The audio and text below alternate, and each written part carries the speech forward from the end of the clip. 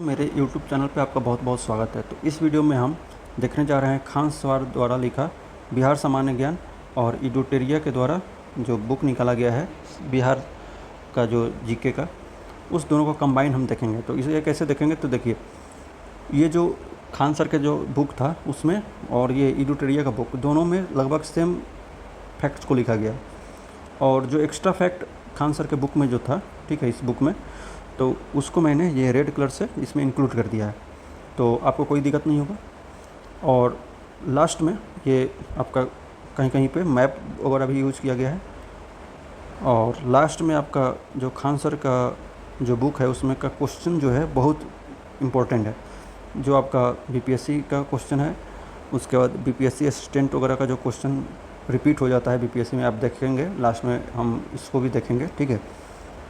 तो आप देखिएगा कि एकदम बीपीएससी असिस्टेंट या और भी जो सीडीपीओ या और भी जो असिस्टेंट वगैरह का एग्ज़ाम जो होता है उसका एग्ज़ाम का क्वेश्चन एकदम उठा करके रिपीट कर दिया है बीपीएससी में, ठीक है। तो इसको भी हम देखेंगे पूरा। टोटल आपका क्वेश्चन है 198, लगभग 200 क्वेश्चन हम इसका देखेंगे। उसका बाद एडिटोरियल का भी कुछ क्वेश्चन है, ये वन लाइनर के तौर पे। उसके बाद इसका पूरा फैक्ट्स को हम देखेंगे और इसका जो फैक्ट है उसको हम ट्रिक से भी याद करेंगे, ताकि आपको एक बार देखने के बाद फिर दोबारा इन फैक्टों को केवल थोड़ा सा देखना पड़े। और एग्ज़ाम के समय में आप जा कर के एक बार वीडियो देख लीजिएगा, ठीक है, और उससे आपका ये रिवाइज हो जाएगा। और इसके बाद जो है बिहार का मॉडर्न हिस्ट्री का एक और वीडियो आएगा, जिसमें हमने 4-5 बुक का कंटेंट को एक जगह पे कंसाइज करके वो पूरा नोट्स बनाया हुआ है, ठीक है। उसको मैं दिखा दूँ आपको कि उसका नोट्स कैसा रहेगा। 1 मिनट, ये ऐसा रहेगा, देखिए, जैसे बिहार आधुनिक काल का ये पूरा ऐसे करके पूरा ये नोट्स रहेगा। इसका भी वीडियो आएगा इसी चैनल पे। तो देखिए, अगर और इसके पहले जो एक वीडियो अपलोड कर दिया गया जिसमें हमने इसका जो है जो घटना चक्र का बुक आता है उसको मैंने उस पर जो एमसीक्यू होता है उसको डिस्कस किया। तो आपको कुल मिलाकर के टोटल पूरा बीपीएससी का जो प्री का सिलेबस होता है टोटल इस पर कवर कराया जाएगा। और अगर आप बीपीएससी टीचर का भी जो एग्ज़ाम होने वाला है उसका भी अगर आपने फॉर्म भरा है, तो आपका अभी भी तैयारी अगर अच्छे से नहीं है, तो आप इन सारे वीडियो को अगर आप फॉलो करते हैं तो 20 दिन के अंदर में आपका पूरा सिलेबस कंप्लीट करवा दिया जाएगा यहाँ पे, ठीक है। तो चलिए शुरू करते हैं। आधुनिक बिहार का इतिहास से शुरुआत करते हैं, जो कि आधुनिक बिहार जो स्टार्ट होता है, देखिए पहले है यूरोपियन कंट्री जो है, मतलब यूरोपियन कंट्री का जो कंपनी था वो प्रवेश जब बिहार में हुआ, मतलब इंडिया में हुआ था, तो बिहार में भी हुआ होगा, ठीक है। तो उसके बारे में जानेंगे। फिर जनजातीय विद्रोह के बारे में जानेंगे। 1857 का रिवोल्ट और बिहार के बारे में जानेंगे। फिर राष्ट्रीय आंदोलन और बिहार, राष्ट्रीय आंदोलन में बिहार का क्या योगदान रहा है, और पृथक बिहार का गठन जो हुआ है उसके बारे में। तो देखिए, यूरोपीय कंपनी का प्रवेश के बारे में जानते हैं। देखिए, पहला जो कंपनी थी वो सर्वप्रथम पुर्तगाली आए थे हमारे पटना में, ठीक है। वे जो थे नाव से आते थे, हुगली नदी होते हुए, हुगली नदी से, देखिए यहाँ पे आपका इस इलाके से ऐसे पूरा आपका पटना में आते थे। ये गंगा नदी होते हुए, सॉरी, ये ऐसे ऐसे होके गंगा नदी में इन होते थे, यहाँ से ऐसे हुगली से गंगा नदी में, गंगा नदी से होते हुए आपका पटना में आते थे, ठीक है। और ये क्या क्या चीज़ का व्यापार करते थे, तो सोरा का, जो साल्ट पीटर होता है जिसका यूज हम गन पाउडर में करते हैं, मतलब बारूद बनाने में करते हैं, सोरा का, सूती वस्त्र का, उसके बाद चीनी मिट्टी का जो बर्तन होता है उसका, और मसाले का, ये व्यापार करते थे। तो ये सोरा जो था, देखिए सोरा का यूज ये आपका डच वाले भी करते थे, ठीक है। डच ने अपनी व्यापारिक कंपनी पटना में जो था 1632 में पटना में इन्होंने अपना पहला कंपनी स्थापित किया था, ठीक है। तो ये कहाँ पे है अभी, तो देखिए पटना कॉलेज के उत्तरी इमारत जो है अभी, वहीं पे उसका डचों का कंपनी स्थापित हुआ था। उनका अभिरुचि जो था सूती वस्त्र और सोरा में था। देखिए, तो सोरा जो है, सोरा पाया कहाँ जाता है, अगर आपसे कभी क्वेश्चन पूछता है तो ये देखिए, सिवान, सारण, मतलब ये जहाँ पे क्वार्टरनरी चट्टान पाया जाएगा जिसके नीचे, वहाँ पे सोरा मिलेगा। आपका सिवान हो गया, सारण हो गया, उसके बाद आपका मुजफ्फरपुर, वैशाली, इस सब इलाके में, ठीक है। बाकी हम अपना ज्योग्राफी वाले वीडियो में ये सब इन सब के बारे में जानेंगे कि यहाँ पे जैसे विंध्यन का है, यहाँ पे धरवार है, उसके बाद यहाँ पे टर्शियरी वाला माउंटेन का है आपका, ये सब देखेंगे, ठीक है। तो देखिए आगे है कि उसके बाद डच के बाद अंग्रेज़ों का आगमन होता है। तो देखिए अंग्रेज़ के बारे में जानते हैं कि अंग्रेज़ जो 1620 में ये पटना के आलमगंज में इन्होंने अपनी व्यापारिक कंपनी मतलब एक स्थापित की, व्यापारिक केंद्र, ठीक है। लेकिन 1621 में ये बंद हो गया। तो इसके बारे में जानकारी लेने की कोई ज़रूरत नहीं है कि 20 में खुला और 21 में बंद ही हो गया, तो इसके बारे में फैक्ट आपको जानकारी नहीं होना चाहिए। लेकिन आपका जो ये होना चाहिए कि बिहार के सूबेदार मुबारक खान जो थे उनको रहने का मतलब व्यवस्था करवाए थे, तो ये भी जानकारी उतना फैक्ट ज़रूरी नहीं है। आपका वास्तविक जो है अंग्रेज़ों का जो वास्तविक व्यापारिक केंद्र जो था वो 1651 में इनको मतलब सफलता मिला था ये कंपनी शुरू करने के लिए, ठीक है। तो 1664 में एक और फैक्ट है कि 1664 में जॉब चरनौक जो थे उनको पटना फैक्ट्री का प्रधान बनाया गया था, ठीक है। अगर अगला आपसे पूछेगा कि ऐसा अंग्रेज़ यात्री बताइए जो बिहार आया था, ठीक है, तो ये है आपका पीटर मुंडी जो कि 1632 में आया था। और 1632 में ही आपको ऊपर में फैक्ट डिस्कस किया गया था कि डच अपना पहला कंपनी स्थापित किए थे। तो उस समय क्या हुआ था कि ये जो आया हुआ था तो व्यापार करते हुए देखा हुआ था डचों को, और देखा था कि अंग्रेज़ भी यहाँ पे अपना कारोबार मतलब फैला सकते हैं। देखिए यहाँ पे कंपनी खोलने का मतलब ये नहीं कि उसमें कुछ सामान बनता था। क्या होता था कि एक गोदाम खोलते थे वो, और गोदाम में सामानों को रखते थे और कच्चा सामान यहाँ पे इकट्ठा करके और सारे को लाद के और अपने कंट्री में ले जा करके या जो भी सामान होता था उसको बेचते थे, या वहाँ से कुछ सामान ले करके फिर वापस यहाँ पे रख करके और यहाँ से लोगों में बेचते थे, ठीक है। अगला है कि अंग्रेज़ी कंपनी की फैक्ट्री वर्तमान में, देखिए वर्तमान में जो अभी गुलजार बाग पटना स्थित गवर्नमेंट प्रिंटिंग प्रेस है, ये सर्वे कार्यालय जिसमें खुला हुआ है, ये सब पहले अंग्रेज़ी कंपनी हुआ करती थी। डेनिश कंपनी जो है 1774 में पटना सिटी के पास में जो नेपाली कोठी है उसके समीप में फैक्ट्री स्थापित किया था डेनिश कंपनी। मुग़ल शासक फारुखसियर, देखिए यहाँ ये इम्पोर्टेंट हो गया। देखिए फारुखसियर कौन, अगर आपसे पूछेगा कि जो ईस्ट इंडिया कंपनी के लिए मैग्ना कार्टा कहा जाने वाला जो एक फरमान जारी किया गया था वो कौन से सन में शुरू किया गया था, देखिए 1717 में। तो ये फैक्ट इतना मतलब इजी है कि आपको याद ही होगा कि 1717 में। और ये कौन मुग़ल शासक था जिसने ये जारी किया था, तो फारुखसियर। देखिए फारुखसियर को ऐसे याद रखेंगे कि ये सियार था, मतलब होशियार जो बोलते हैं ना, तो होशियार था, लेकिन एक्चुअल में ये था कि होशियार होने के कारण ये क्या हुआ था कि ये इसको पता ही नहीं था कि ये जो व्यापार का जो छूट दे रहा है और सिक्का चलाने का जो ये छूट दे रहा है, इसी के कारण पूरा मतलब मट्टीमेल कर देगा इसके पूरे मतलब मुग़ल साम्राज्य का। ये अंग्रेज़ पूरा मतलब इसका वाट लगाने वाला था, लेकिन इसको पता ही नहीं था। तो आपको ये इससे याद रहेगा कि फारुखसियर जो था वो व्यापार और सिक्का प्रयोग करने का मान्यता दे दिया था, जिसको ईस्ट इंडिया कंपनी का मैग्ना कार्टा कहा जाता है। बंगाल और बिहार एवं अंग्रेज़ के बारे में जानते हैं, ठीक है। पहले बिहार और बंगाल जो था सब एक ही प्रांत हुआ करता था। अंग्रेज़ ने इसे सब को एक साथ मिला करके बिहार, बंगाल और उड़ीसा को, तो इसके बारे में देखिए जब भी हम बिहार के बारे में पढ़ेंगे तो बंगाल के बारे में भी थोड़ा बहुत पढ़ना पड़ेगा, क्योंकि ये 1912 तक सारे एक मतलब प्रांत हुआ करते थे। तो देखिए 1717 में व्यापारिक अधिकार प्राप्त हो गया था कंपनी को, ठीक है।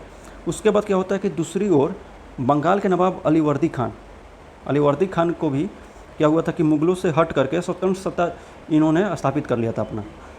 तो अगर एक जगह पे अगर व्यापार भी चल रहा है ये अंग्रेज़ों का, और उसी समय अलीवर्दी खान भी मुग़ल से हट करके नवाब भी बने हुए हैं, तो ये दोनों में क्लैश होगा ही, क्योंकि दोनों का हित एक कहीं ना कहीं टकराव का मतलब सामना करना पड़ेगा। तो उससे क्या होता है कि ये देखिए ये उसके बाद 10 अप्रैल 1756 में क्या होता है, उसी क्रम में अलीवर्दी खान की मृत्यु हो जाती है।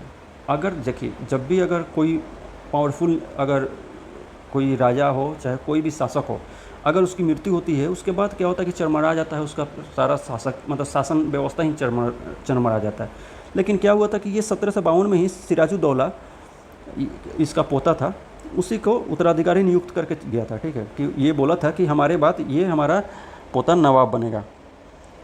तो इसका क्या होता है कि 1756 में अलीवर्दी खान का मृत्यु हो जाता है। ये कहानी आपको केवल रेफरेंस के लिए याद रखना है, इसमें फैक्ट कुछ नहीं है। लेकिन 23 जून 1757 को अंग्रेज़ और सिराजुद्दौला के मध्य प्लासी का युद्ध होता है। ये सबसे बड़ा क्या होता है कि प्लासी का युद्ध आपको पहले पूछेगा कि फैक्ट 23 जून 1757 को प्लासी का युद्ध हुआ था। तो ये याद रखना है, 23 जून 1757 को आपका प्लासी का लड़ाई हुआ था अंग्रेज़ और सिराजुद्दौला के बीच में, जिसमें सिराजुद्दौला हार गया था।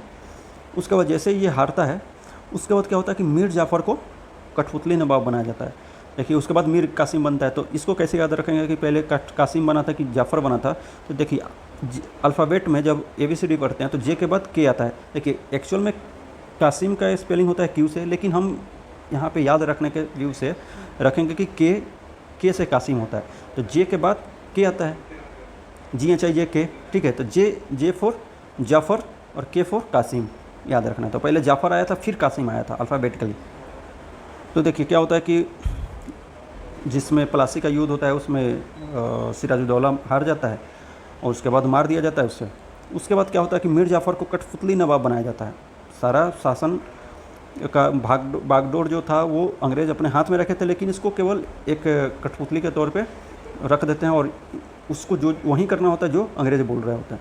और उसके पुत्र जो था मीरन को उप नवाब बनाया जाता है। अगर कभी को क्वेश्चन पूछ दे कि जाफ़र का बेटा का नाम क्या था, तो मीरन था, जो जिसको उप नवाब बनाया था। 1760 में क्या होता है, मीर जाफ़र की जगह उसके दामाद मीर कासिम को नवाब बनाता है। क्या होता है कि कुछ प्रॉब्लम होने लगता है, क्लैश होने लगता है, मतलब ये बात नहीं मानता है अंग्रेज़ों का, जिसके कारण इसको सोचता है कि मीर जाफ़र को हटा देते हैं। और मीर कासिम को उसका दामाद था, वो तैयार ही था राजा ये नवाब बनने के लिए, उसको नवाब बना दिया जाता है। उसके बाद क्या होता है कि जैसे आपका मीर कासिम ने अंग्रेज़ों के हस्तक्षेप को कम करने के उद्देश्य से वो क्या करता है कि मुंगेर में अपना स्थापित, मतलब ये हस्तांतरण कर देता है अपने राज्य का जो कैपिटल राजधानी को मतलब हस्तांतरित करता है।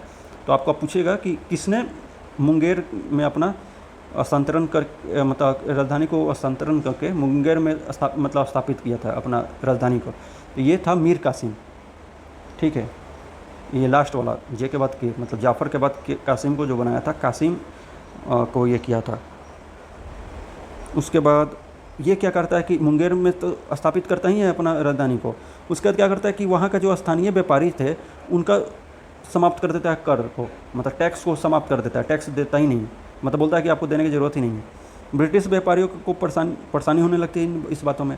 उसका 1763 में क्या होता है कि मीर कासिम को हटा करके फिर से मीर जाफ़र को ये बना देते हैं नवाब, क्योंकि ये तो इतना आतंक मचा करके रखा था, पूरे मुंगेर में हस्तांतरित कर दिया था कि हम उसके पास रहेंगे ही नहीं, उसके इलाके में जो बंगाल में इसका मतलब पूरा वर्चस्व था। 1757 के बाद पूरा वर्चस्व हो जाता है, 1757 के बाद पूरे मतलब अंग्रेज़ का, ईस्ट इंडिया कंपनी का पूरे बंगाल में।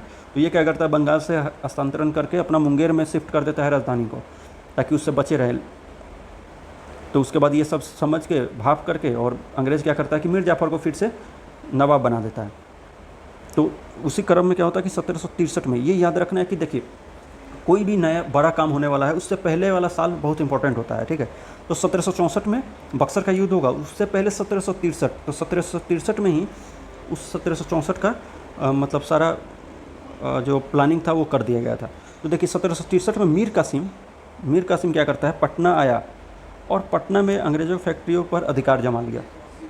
अब क्या होता है कि अवध के नवाब शुजाउद्दौला, याद रखना है कि अवध का नवाब शुजाउद्दौला था, सिराजुद्दौला वो था उसके बाद जो पहला नवाब बना था अलीवर्दी खान के बाद, वो सिराजुद्दौला था और ये शुजाउद्दौला है।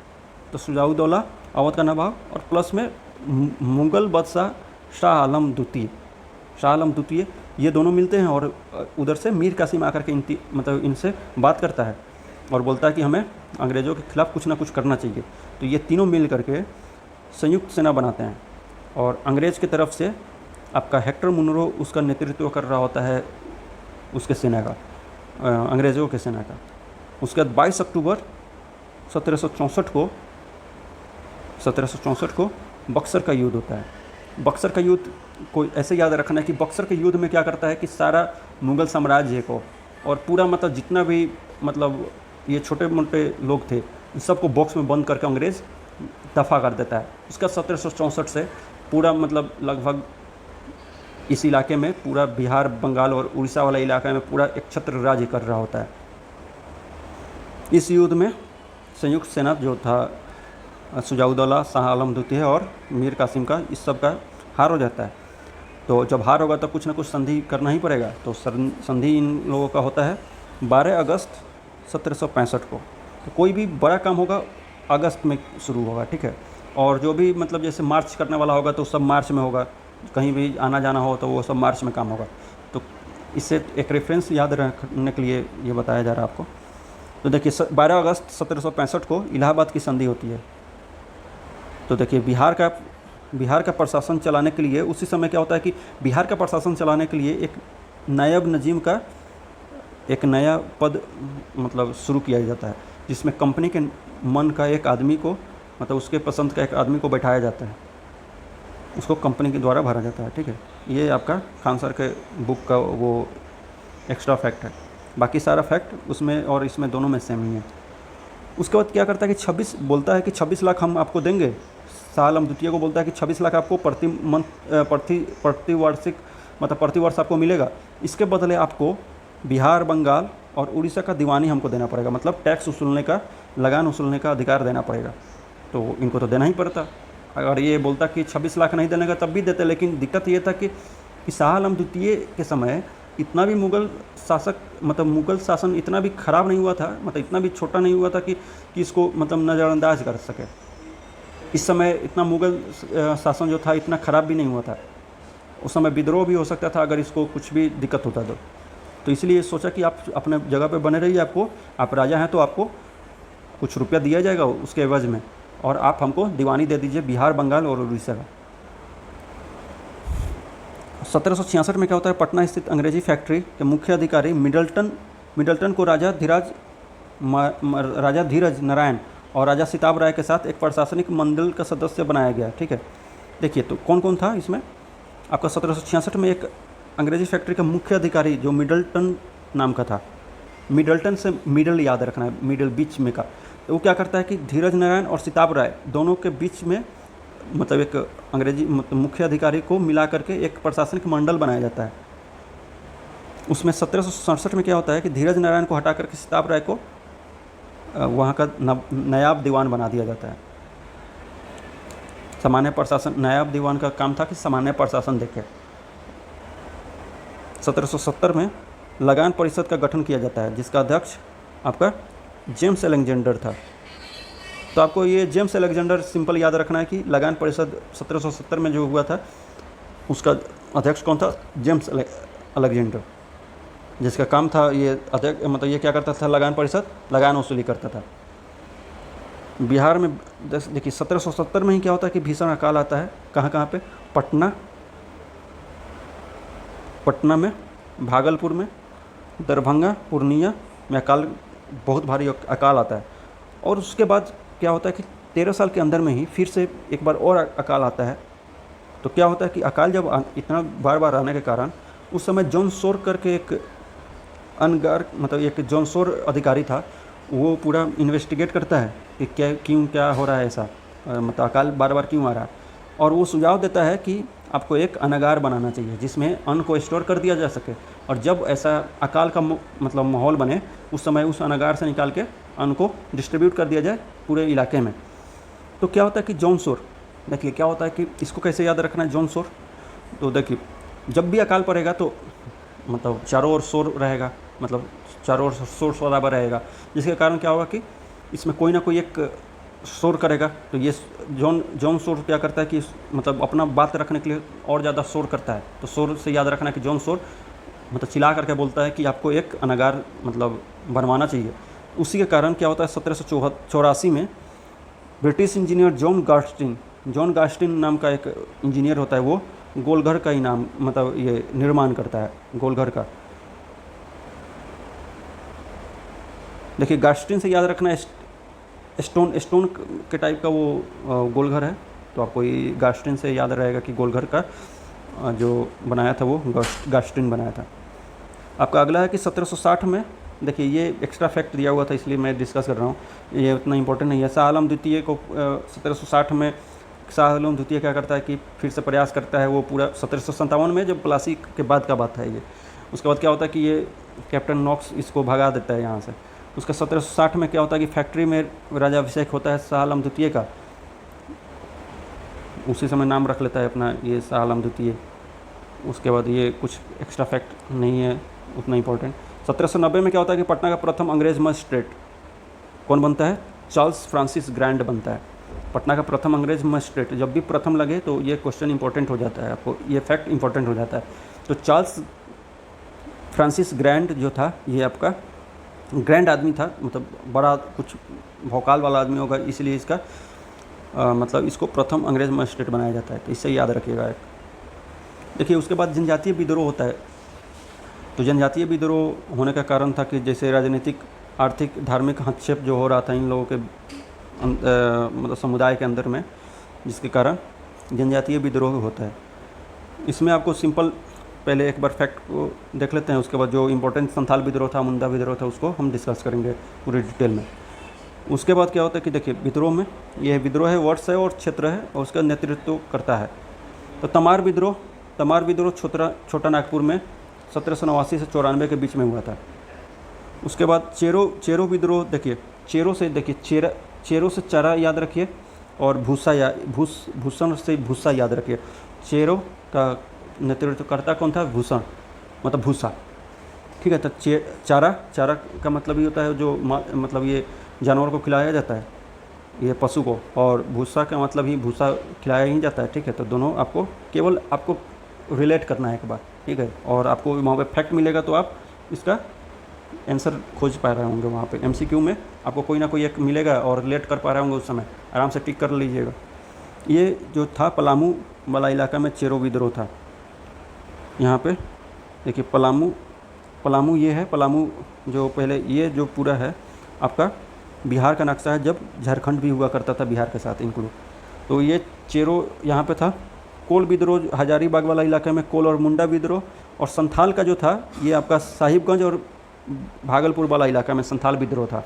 और हो जो था, हो जनजाति का विद्रोह, ये सिंहभूम वाला इलाका में था। तो चलिए, हो विद्रोह आपका सिंहभूम वाला अभी आपने देखा मैप में।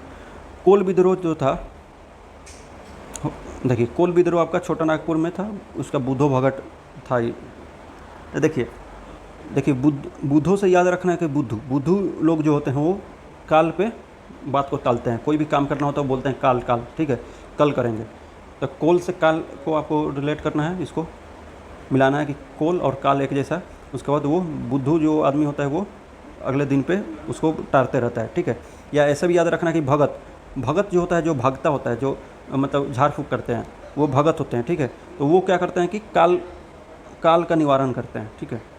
कोल से काल को याद रखना है और भगत से भगत को याद रखना है, भक्ता को। ये लोग क्या करते हैं कि काल का निवारण करते हैं। ये संथाल विद्रोह जो था संथाल परगना में था। ये इंपॉर्टेंट है कि ये क्वेश्चन पूछा हुआ है कि 1855 से 56 के बीच में कौन सा विद्रोह हुआ था। तो 1855 से 56 का जो साल था वो 1857 से पहले का साल था, ठीक है। 1857 का रिवोल्ट होने से पहले का साल था। तो ये संथाल विद्रोह हुआ था, ठीक है। आपका इसका जो था एक ही आदमी का, ये 4 बेटे थे, चारों के चारों इसके नेता थे।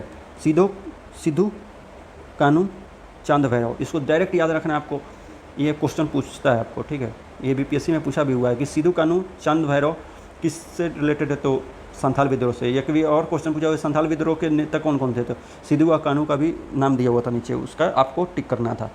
सरदारी विद्रोह जो था छोटा नागपुर सिंहभूम वाला इलाके में था। मुंडा विद्रोह था छोटा नागपुर वाला इलाका में, बिरसा मुंडा इसके नेता थे। ताना भगत के जत्रा भगत, तो ये याद ही हो जाएगा आपको कि ये भगत और भगत दोनों कंबाइंड है, और गुमला वाला इलाके में था ये। और 1313 मतलब 1913 से लेकर 1914 के बीच में, ठीक है। और मुंडा विद्रोह आपका 1895 से 1900 के बीच में। अगला आप डिटेल में जो इम्पोर्टेंट है वो संथाल विद्रोह है आपका 1855 से 56 में, आपको याद ही होगा, क्योंकि ये क्या हुआ था कि संथाल विद्रोह रिवोल्ट से पहले हुआ था, तो इसलिए इम्पोर्टेंट हो जा रहा है। और ये जो था भागलपुर से राजमहल तक था, ये भागलपुर से राजमहल वाला इलाके में। अब क्या होता है कि ये दामने को नाम से जाना जाता था, भागलपुर और से राजमहल वाला इलाका जो था उस सभी को दामने को के नाम से मतलब जाना जाता था। ये जनजातीय शोषण के विरुद्ध प्रथम सशक्त जनजातीय विद्रोह था। ये प्रथम सशक्त मतलब सबसे पावरफुल जो था आपका जनजातीय विद्रोह था, जिसके कारण ये इम्पोर्टेंट हो जाता है। इसमें क्या होता कि बाहरी लोगों को डीकू बोला जाता था, इसमें शोषण इनके द्वारा किया जा रहा था, और मांझी व्यवस्था और पराहा पंचायत व्यवस्था में परिवर्तन किया गया था। इसके कारण ये आपका विद्रोह हुआ था। इस विद्रोह के नेता जो थे वो सिद्धू कानू चांद भैरव थे, और ये विद्रोह सफल रहा, मतलब उतना सफल नहीं रहा, असफल रहा, ठीक है, असफल हो गया था। लेकिन संथाल परगना में काश्तकारी अधिनियम 1869 संथाल परगना और मांझी व्यवस्था फिर से लागू कर दिया गया, मान्यता दे दी गई। तो संथाल परगना काश्तकारी अधिनियम 1869 में हुआ था, 1869 में। आपका मुंडा विद्रोह अब देखिए कि 1895 से 1900 के बीच में था। तो ये था, ये जनजातीय विद्रोह था, सबसे सशक्त जनजातीय विद्रोह ये भी था, इसलिए तो पढ़ रहे हैं इसको डिटेल में, नहीं तो छोटा विद्रोह होता तो इसको पढ़ ही नहीं रहा होता। ये उलगुलान विद्रोह के नाम से भी जाना जाता है। ये व्यापकता के कारण ये इतना ज़्यादा दूर में फैला हुआ था, जिसके कारण उलगुलान विद्रोह भी इसे बोलते हैं। तो आपको उलगुलान विद्रोह अगर पूछेगा तो ये मुंडा विद्रोह को ही उलगुलान विद्रोह बोलते हैं।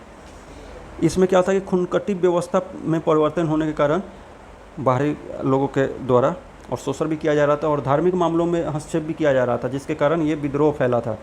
इसका नेतृत्व जो कर रहे थे ये बिरसा मुंडा कर रहे थे, जिनको अभी झारखंड में भगवान माना जाता है। इनके जो थे, आपका ये क्वेश्चन पूछा हुआ है बीपीएससी में कि इसका मतलब इनके गुरु कौन थे, तो अनंत पांडे इनके गुरु थे। अनंत पांडे बिरसा मुंडा के जो गुरु थे वो अनंत पांडे थे। उसके बाद वैष्णव धर्म से रिलेटेड थे ये। उसका सिंह बोंगा का अवतार बताया जाता था इनको, ठीक है। तो मुंडा से मुंडी याद रखना है कि माथा को सर मतलब सिर को बोलते हैं मुंडा, मतलब मुंडी पे ही सिंह आपका जमता है, ठीक है। तो सिंह बोंगा इनका अवतार माना जाता था इनको, ठीक है। ये भी क्वेश्चन पूछा हुआ है। उसके बाद ये आचरण शुद्धता, आत्म सुधार और एक ईश्वरवाद पे ये उपदेश दे रहे होते हैं इन लोगों को, अपने लोगों को। इस विद्रोह का तीव्र रूप 1899 में रहा, ठीक है।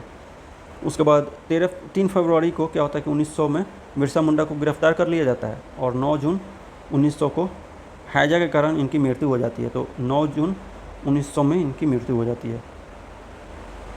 उसके बाद विद्रोह के परिणाम स्वरूप खुनकट्टी व्यवस्था को फिर से लागू कर दिया जाता है।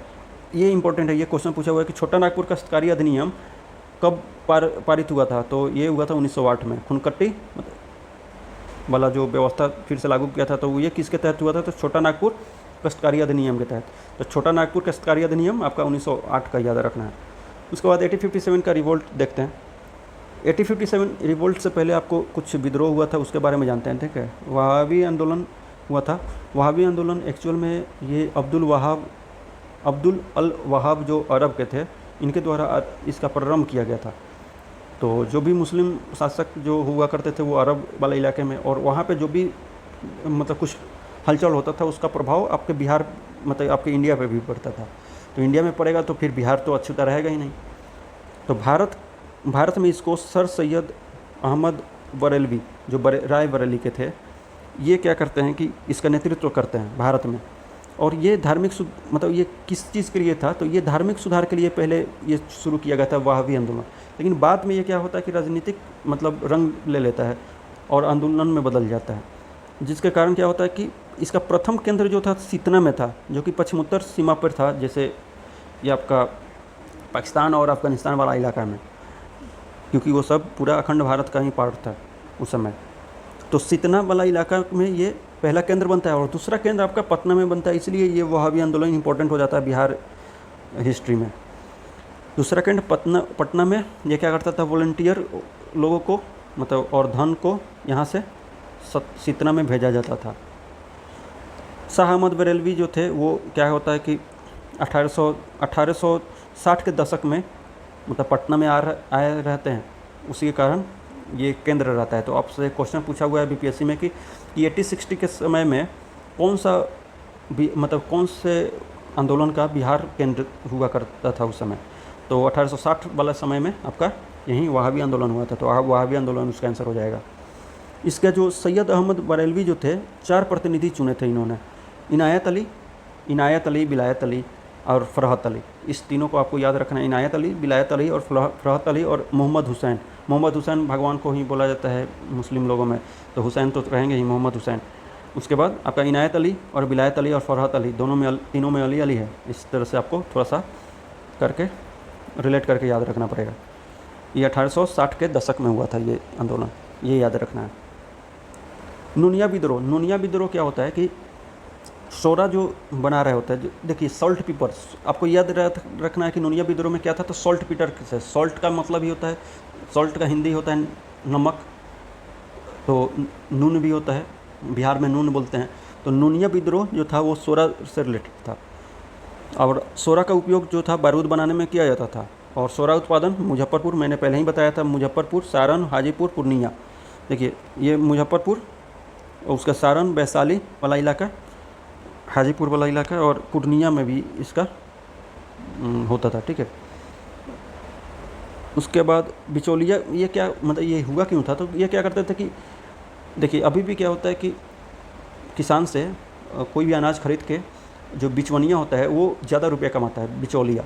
और उसी कारण मतलब उसी समय भी यही होता था कि ये लोग क्या करते थे, ये बिचौलिए से बेचते थे और वो ले जा करके मुनाफा कमा करके इसको कम रुपये में मतलब कम रुपये में खरीद करके और ले जाकर ज़्यादा रुपये में बेच करके, और बीच का मुनाफा बिचौलिया कमा रहे होते हैं।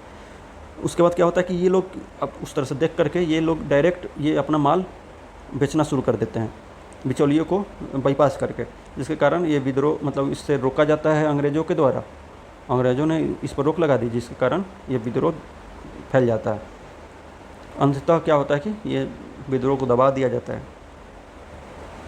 ये आपको ये याद रखना है कि सुपौल में आपका 70% उरांव जनजाति रहते हैं, सुपौल में उरांव, और मुंडा जनजाति जो कटिहार में लगभग 4.03 है, और सबसे ज़्यादा भागलपुर में खरवार जनजाति है, और बंका में संथाल जनजाति है। तो ये जनजाति जो है वो आपको याद रखना है, क्योंकि ये क्वेश्चन पूछा हुआ था बीपीएससी में, इसलिए वो वहाँ पे मैंने लिख दिया था। लोटा विद्रोह जो था ये क्या था 1856 में। ये सब जो विद्रोह हम पढ़ रहे हैं वो 1857 के पहले का पढ़ रहे हैं। तो ये मुजफ्फरपुर जेल में कैदियों ने ये शुरू किया था, क्योंकि उस समय क्या था कि पीतल का लोटा दिया जा रहा था पहले, लेकिन 1856 में क्या होता है कि इनको पीतल के जगह पे मिट्टी का लोटा देना शुरू करते हैं लोग। तो इसी के कारण ये विद्रोह होता है। बाद में कैदियों को पीतल का लोटा भी देना शुरू कर देते हैं विद्रोह के बाद। अब देखिए, अब 1857 का यहाँ से अब इम्पोर्टेंट शुरू होता है सारा फैक्ट, और यहाँ से फैक्ट्स को पूरे याद करेंगे डिटेल में। और यहाँ से फैक्ट्स देखिए, इससे पहले जो भी वीडियो आपने पढ़ा है, वीडियो का मतलब ये जो भी आपका पेज था उसमें 2 से 3 क्वेश्चन कभी बन जाएंगे और कभी बनता भी नहीं है, लेकिन यहाँ से जो एकदम इम्पोर्टेंट टॉपिक सब स्टार्ट होता है। देखिए, अगर आपसे पूछता है कि कौन ऐसा ज़िला था जो अनअफेक्टेड था, क्योंकि सारा ज़िला तो अफेक्टेड था ही लगभग, लेकिन अनअफेक्टेड कौन था, तो अनअफेक्टेड आपका मतलब जिसमें अछूता रहा मुंगेर जो ज़िला था ये एकदम अछूता रहा। यहाँ पे कोई ऐसा विद्रोह नहीं हुआ था। 1857 का विद्रोह का कोई मतलब ऐसा कुछ काम नहीं हुआ था। और कुंवर सिंह इसका मुख्य किरदार होंगे बिहार का। तो कुंवर सिंह के बारे में देख लेते हैं कि जैसे कुंवर सिंह का जन्म ये 80 वर्ष के थे, बुढ़ा शेर थे ये, 80 वर्ष के थे तभी ये नेतृत्व कर रहे थे बिहार से, 80 वर्ष की उम्र में।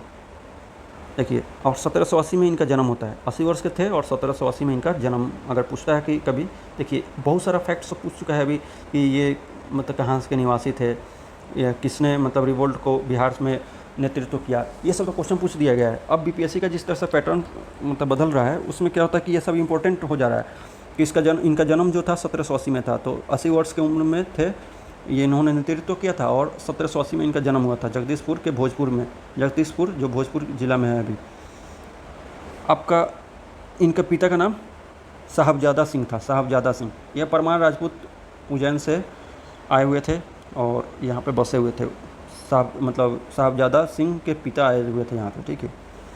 आपको अब देखिए, अब इनके बारे में देखते हैं। पहले रिवोल्ट के बारे में शुरुआत देखते हैं कि कहाँ पे। एक क्वेश्चन पूछा भी हुआ है कि रिवोल्ट कहाँ से शुरुआत हुआ है, तो रोहिणी गांव से शुरुआत हुआ था, ठीक है, रोहिणी गांव से, जो कि देवघर ज़िला में पड़ता है। ये यहाँ पे देवघर ज़िला है, देवघर ज़िला से शुरुआत होता है, देवघर ज़िला से शुरुआत होता है। फिर यहाँ से पटना चला जाता है इसका चिंगारी, तो पटना, ये पटना वाला इलाका। फिर मुजफ्फरपुर में चला जाता है, मुजफ्फरपुर से सारण और भोजपुर में फैल जाता है। तो आपको इसका क्रम याद रखना कि पहले देवघर, फिर देवघर से इधर जाते वक्त पटना पड़ता है, पटना में, फिर उसके बाद मुजफ्फरपुर में, फिर सारण और भोजपुर में। तो आपको ये फैक्ट याद रखना है, क्वेश्चन बन जाएगा इससे। अब पूछा भी हुआ है, पहले देवघर से शुरू होता है, देवघर में रोहिणी से, उसके बाद पटना, फिर मुजफ्फरपुर और उसके बाद भोजपुर। मतलब ये वीर कुंवर सिंह के गाँव में स्टार्ट हो जाता है। देखिए अब शुरू करते हैं।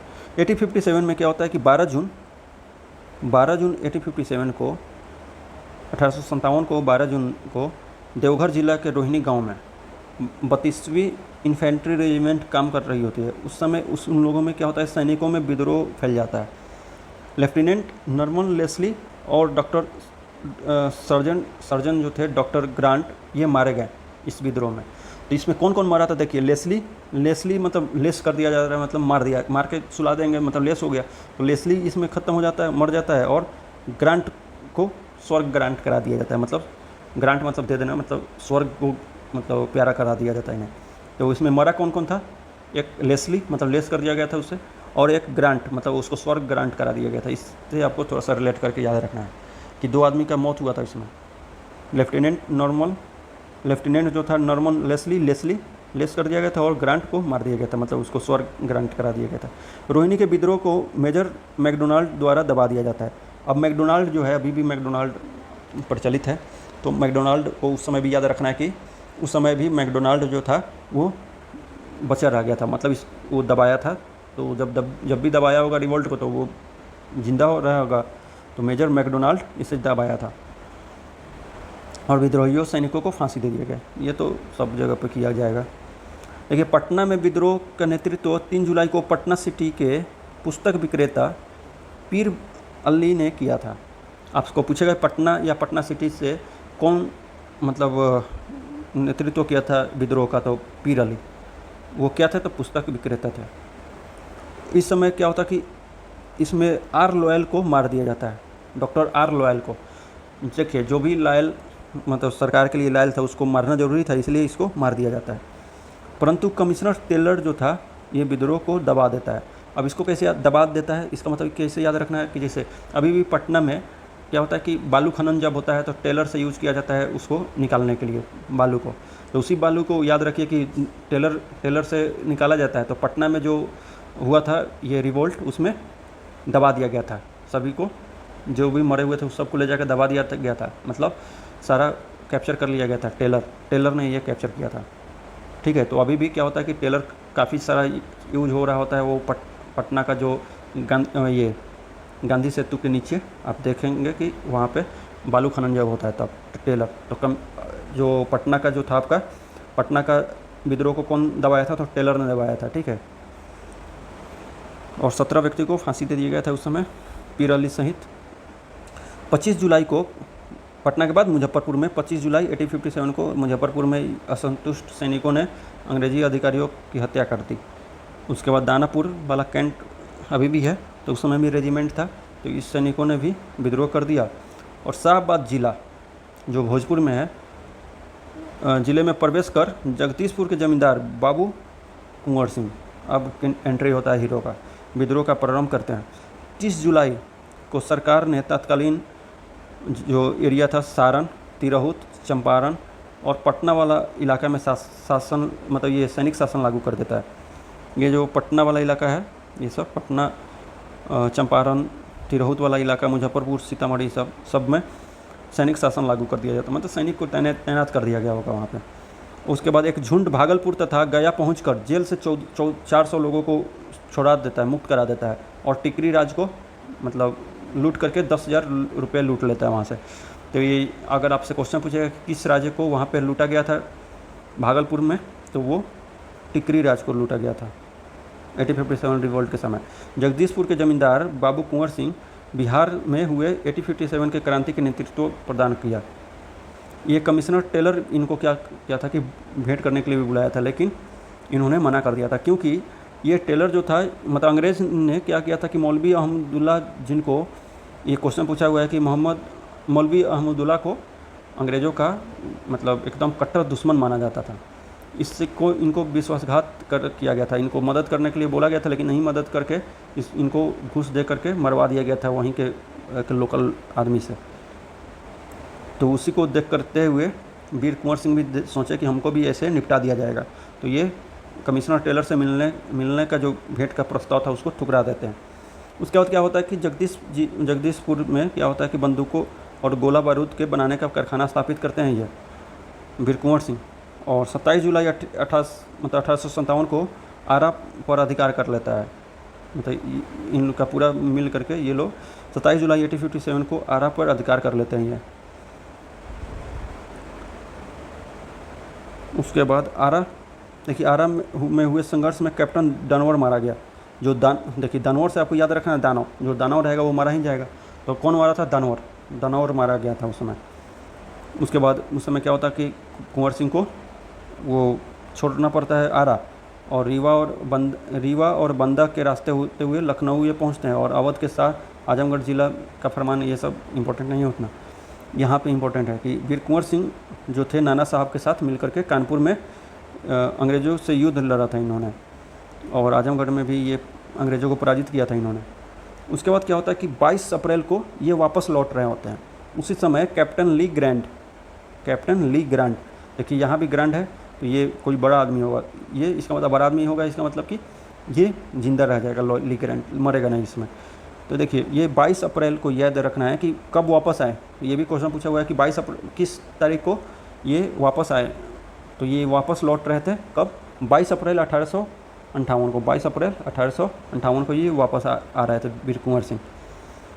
उसके बाद 23 अप्रैल को इसको पता चलता है, तो ये 23 अप्रैल को इनको घेरने लगता है, और ब्रिटिश का जो सेना था उसको कुंवर सिंह बुरी तरह पराजित करते हैं। लेकिन इनका उसमें हाथ पे एक गोली लग जाता है। तो किसका गोली लगा था? तो सेनापति डगलस का जो ये डगलस से डोगलस याद रख सकते हैं कि ये हरामी ही होगा। इसका क्या होता है कि इसका गोली लग जाता है। उसके बाद ये क्या करते हैं, अपने हाथ को काट के शिवराजपुर जो घाट है गंगा नदी के किनारे, उसमें ये अपना प्रवाहित कर देते हैं। और हे गंगा मैया अपने प्यारे की यह अकिंचन जो था भेंट स्वीकार करो बोलते हैं। तो ये इतना इम्पोर्टेंट नहीं है, ये स्टेटमेंट देख करके भी क्वेश्चन पूछा जा सकता है, ठीक है। 26 अप्रैल को इनकी मृत्यु हो जाती है 1858। ये भी पूछ सकता है कि किस तारीख को इनकी मृत्यु हुई थी, तो 26 अप्रैल 1858 को इनकी मृत्यु हो जाती है। कुंवर सिंह की मृत्यु के बाद उनका ये इम्पोर्टेंट नहीं है उतना, अमर सिंह और हरिकिशन सिंह ये याद रखिएगा कि दूसरा भाई था इनका, ये सब इसका करते हैं मतलब नेतृत्व। लेकिन बाद में विक्टोरिया इन्हें क्षमादान देने से मना कर देती है अमर सिंह को, बाकी लोगों को क्षमादान दे देती है और इनको दंडित कर देती है। कांग्रेस की स्थापना देखते हैं। कांग्रेस की स्थापना जो था, देखिए कांग्रेस का स्थापना जो था आपका 28 दिसंबर 1885 को बम्बई में गोकुलदास संस्कृत विद्यालय में एओ ह्यूम द्वारा किया गया था कांग्रेस का स्थापना। प्रथम अधिवेशन का जो था WC बनर्जी, वैमोश चंद्र बनर्जी, इसके प्रथम अधिवेशन के अध्यक्षता किया था इन्होंने। उस समय ये क्वेश्चन पूछा हुआ है कि कितने डेलीगेट्स थे उस समय? 72 डेलीगेट्स थे इसमें, ये मॉडर्न इंडिया में पूछा हुआ है क्वेश्चन, तो 72 थे। उसके बाद ये याद रखना कैसे, तो 7-2 मतलब ये क्या हुआ था कि ये जब स्थापना हुआ था तो ज़्यादा लोग इनके साथ नहीं जुड़ रहे थे, तो ये बार बार आह्वान कर रहे थे इंडियंस से कि हमारा साथ दो, तभी हम आपका कुछ कर पाएंगे, ठीक है, आपके लिए 7-2। तो 7-2 से याद रखना है, ये 7-2 मांग रहे थे कि 7-2 हमारा, तो 7-2 से याद रखना है कि कितने डेलीगेट्स थे, तो 7-2 मतलब 7 और 2 72 थे। और कांग्रेस का दूसरा अधिवेशन देखिए, पहला अधिवेशन में कोई प्रतिनिधि नहीं था बिहार से, और दूसरा में आपका 31 प्रतिनिधि था। तो आपका क्वेश्चन पूछेगा कि कितना प्रतिनिधि दूसरे अधिवेशन में थे, तो 31, और पहले में एक भी नहीं, तो 31 आपको याद रखना है। दूसरे में आपको 31 याद रखना है, 1 2 3, ठीक है, तो 31 याद रखना है आपको। देखिए उसके बाद क्या होता है कि बिहार में जो अधिवेशन हुआ था वो इम्पोर्टेंट है। तो पहला अधिवेशन जो था आपका बिहार का पहला मतलब 27वां अधिवेशन 1912 में हुआ था। ये क्वेश्चन पूछा हुआ है कि मतलब बिहार का पहला अधिवेशन कहाँ हुआ था, तो बांकीपुर पटना में हुआ था। अब इसका पूछ सकता है कि इसके अध्यक्ष कौन थे, तो आर एन मधुलकर थे। और अगला पूछेगा अगर आपसे कि 37वां कब हुआ था, 10 साल के बाद हुआ था, तो 1912 के बाद 1922 में होगा, और 27वां की जगह पर 37वां हो जाएगा ये। तो ये कब हुआ था, कहाँ हुआ था, तो गया में हुआ था। उसके बाद सी आर दास इसके अध्यक्ष थे, और इसी समय ये बोलते हैं कि हमको ये विधायिका के चुनाव में मतलब लेना है भाग, और 1923 में 1923 में मोतीलाल नेहरू के साथ मिल करके ये स्वराज पार्टी का गठन करते हैं। अगर आपसे कभी पूछे कि 54वां अधिवेशन कब हुआ था, तो ये इतना इम्पोर्टेंट नहीं है, लेकिन फिर भी याद रखिए कि 1940 में रामगढ़ में ये झारखंड में हुआ था। उस समय मौलाना अब्दुल कलाम आज़ाद इस समय इसके अध्यक्ष थे। कहाँ पे हुआ था, तो ये पटना में हुआ था पहला, दूसरा गया में, पहला यहाँ, दूसरा यहाँ, और तीसरा रामगढ़ में हुआ था। बंगभंग या स्वदेशी आंदोलन जो बिहार का क्या योगदान था ये देखते हैं। बंगाल विभाजन जो था घोषणा 20 जुलाई को किया गया था, 20 जुलाई 1905 को। तत्कालीन वायसराय कौन था, कर्जन। तो देखिए कर्जन से याद रखना है कि कजिन मतलब जो अंग्रेज़ का कजिन होगा, मतलब जो रानी का कजिन होगा, वहीं तो इतना बड़ा मतलब डिसीजन ले पाएगा। तो कजिन से याद रखना है कि उस समय बंगाल विभाजन के समय में इतना बड़ा डिसीजन कौन लिया था, तो कजिन मतलब कर्जन से याद रखना है। कजिन और कर्जन एक जैसा राइमिंग है, तो कर्जिन याद रखना है, कर्जिन। 16 अक्टूबर 1905 को प्रभावी किया गया ये। बंगभंग विरोधी आंदोलन चारों ओर शुरू कर दिया गया, बिहार में भी शुरू हुआ। तो ये याद रखना है कि उस समय कौन मतलब रक्षाबंधन का त्यौहार मनाया गया था दरभंगा में, किसके मतलब प्रेरणा से, तो ये प्रधानाध्यापक जो थे सतीश चंद्र चक्रवर्ती। तो देखिए चक्र से याद रखना है कि ये राखी जो होता है ये चक्र की तरह होता है, और उसके बाद चंद्र भी रहता है, ऐसे चंद्र वगैरह डिजाइन बनाया होता है। तो चंद्र चक्रवर्ती से याद रखना है कि चंद्र चक्रवर्ती के प्रेरणा से। चंद्र चक्रवर्ती याद रखिएगा तो सतीश खुद ब खुद उसमें लिखा ही रहेगा ऑप्शन में। तो सतीश चंद्र चक्रवर्ती के प्रेरणा से ये दरभंगा में रक्षाबंधन का त्यौहार मनाया गया 1905, 16 दिसंबर 1905 को। इसी के खिलाफ बंगभंग जो हुआ था स्वदेशी आंदोलन के फेवर में। ये विरोध को सशक्त बनाने के लिए, हाँ ये इम्पोर्टेंट है, बिहार स्टूडेंट्स कॉन्फ्रेंस का स्थापना किया जाता है। इसको बंगभंग को मतलब विरोध में, और आपका ये स्वदेशी आंदोलन के मतलब फेवर में। या आप एक और तरह से देख सकते हैं कि उस समय बिहार को एक अलग प्रांत बनाने का जो कैंपेन चल रहा था, आंदोलन चल रहा था, उसके लिए भी इम्पोर्टेंट हो जाता है। बिहार स्टूडेंट कॉन्फ्रेंस उस चीज़ के लिए भी बनाया गया था ये। 1906 में इसका गठन किया जाता है। तो ये क्वेश्चन पूछेगा कि आपका कब हुआ था बिहार स्टूडेंट कॉन्फ्रेंस, तो 1906 में। और ये भी क्वेश्चन पूछा हुआ है अगला कि 16वां अधिवेशन कब हुआ था, तो 16 अगर इसमें 15 साल जोड़ेंगे तो 15 6 21 1921 में हुआ था।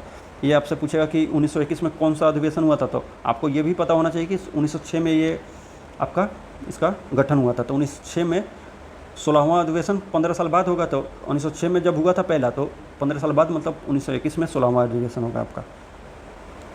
बंगाल विभाजन 1911 जो दिल्ली दरबार था उसमें रद्द कर दिया जाता है।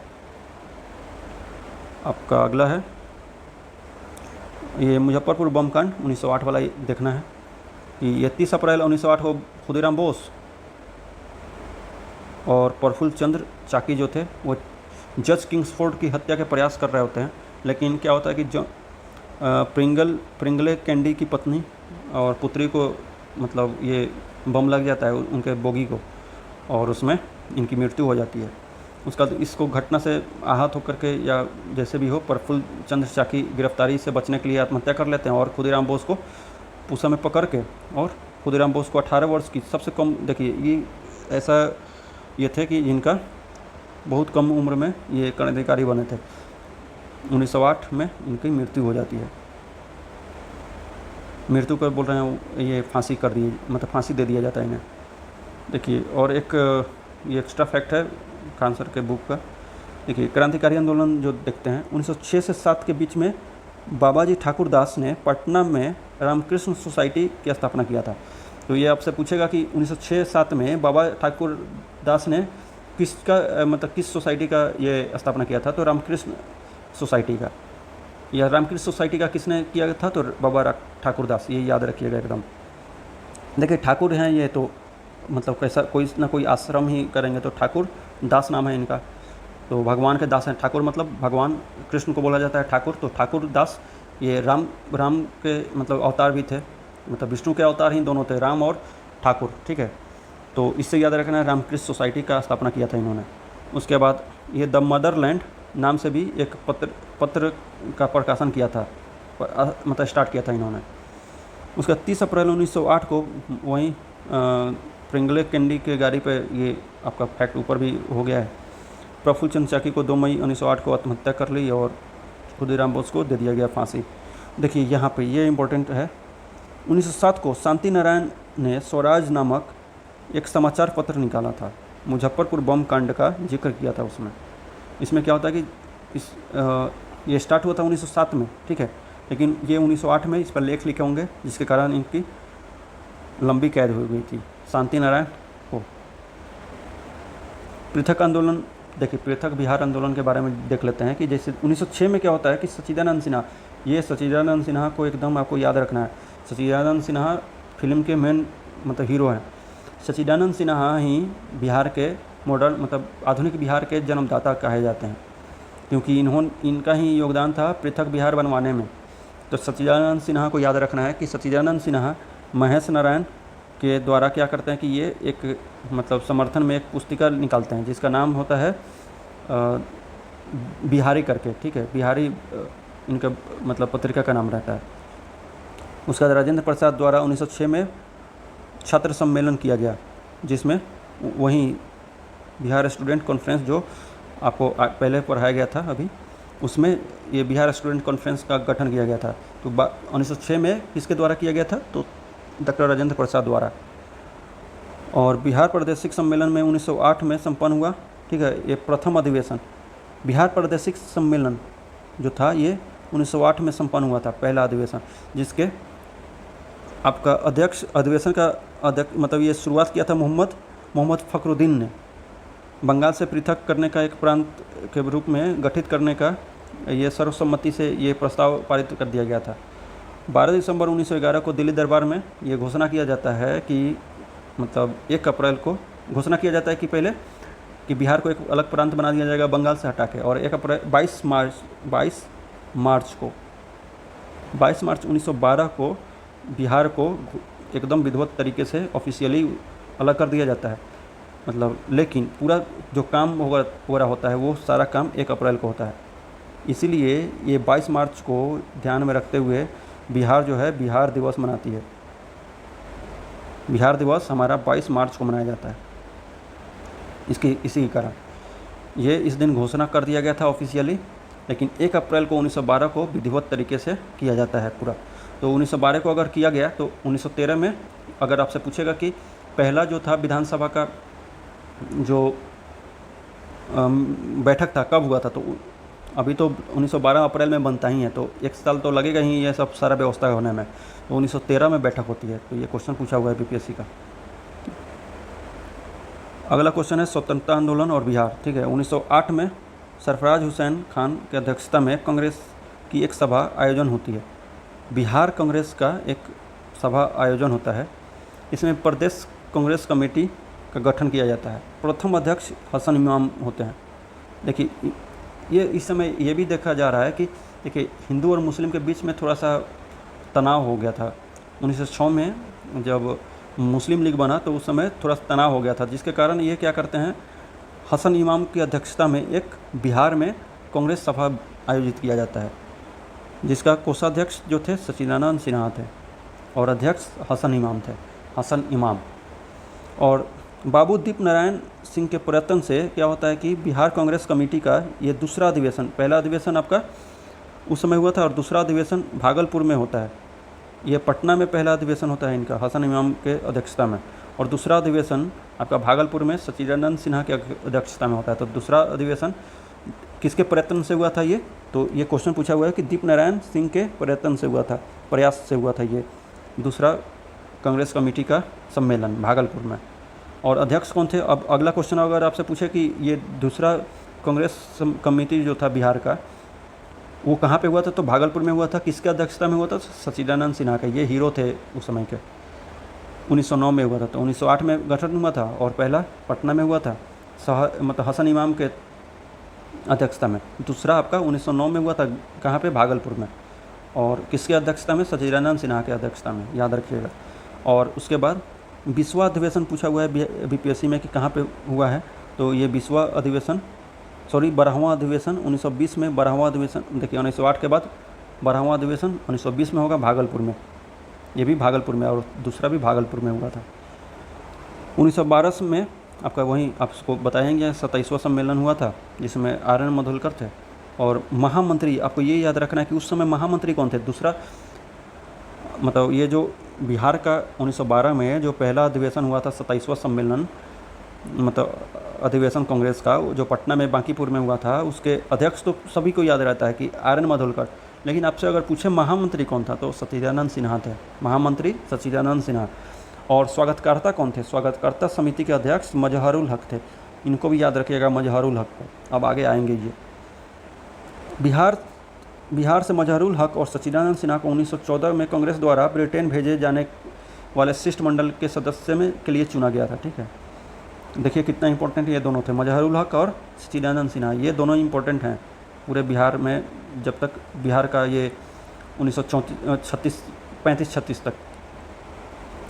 देखिए, सर शंकर नायर द्वारा केंद्रीय विधायिका परिषद में पटना विश्वविद्यालय विधेयक जो था 1916 में प्रस्तुत किया गया था। किसके द्वारा? अगर पूछेगा पटना विश्वविद्यालय का जो विधेयक था वो किसके द्वारा विधान परिषद में मतलब ये पेश किया गया था? तो शंकर नायर के द्वारा, शंकर नायर के द्वारा। देखिए, पढ़ाई से रिलेटेड जो भी होगा वो शंकर नायर मतलब भगवान के द्वारा ही होगा, तो शंकर नायर के द्वारा ये किया गया था। 1916 में यह प्रस्तुत किया जाता है और 1917 में यह पटना यूनिवर्सिटी बनके तैयार हो जाता है। 1916 में प्रस्तुत किया गया विधेयक और 1917 में 1 साल के बाद इसका बना दिया जाता है विश्वविद्यालय। और 1916 में आपको याद रखना है कि 1916 में आपका पटना उच्च न्यायालय का, और 1917 में विश्वविद्यालय स्थापना होता है। 1918 में क्या होता है कि सरकार ने मुजफ्फरपुर के रत्नाकर प्रेस, ये इम्पोर्टेंट नहीं होता। देखिए, अब ऊपर में जो फैक्ट बचा हुआ था उसको कंप्लीट करते हैं। होम रूल लीग को देखते हैं। देखिए, home rule league Annie Besant के द्वारा शुरू किया गया था, तो ये मद्रास में ये शुरू की थी, और बाल गंगाधर तिलक जो थे वो पूना में किए थे, क्योंकि बाल गंगाधर तिलक महाराष्ट्र के थे, तो ये पूना में ये इन्होंने होम रूल लीग शुरू किया था, और मद्रास में आपका एनी बेसेंट ने किया था। अब देखिए, बिहार में भी कुछ ना कुछ हुआ था। बिहार में देखिए इसको कैसे याद रखना कि बिहार में किसने इसको नेतृत्व किया था? तो मजहरुल हक। इसमें भी देखिए, इसमें होम रूल में रूल आ रहा है और इसमें मजहरुल में रूल आ रहा है। तो मौलाना मजहरुल हक ने ये आपका होम रूल का अध्यक्षता किया था 1916 में, 16 दिसंबर 1916 में।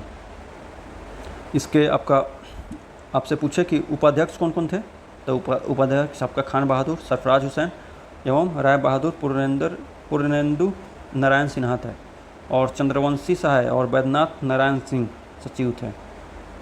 सचिव पूछता है, क्वेश्चन बहुत बार पूछा हुआ है, और सब मतलब जैसे जो भी गठन हुआ था उसका सचिव का, तो आपका इसका भी याद रखना चाहिए कि चंद्रवंशी सहाय और वैद्यनाथ नारायण सिंह। वैद्यनाथ नारायण सिंह का भी नाम याद रखिएगा, इनका भी बहुत योगदान रहा है बिहार के हिस्ट्री में।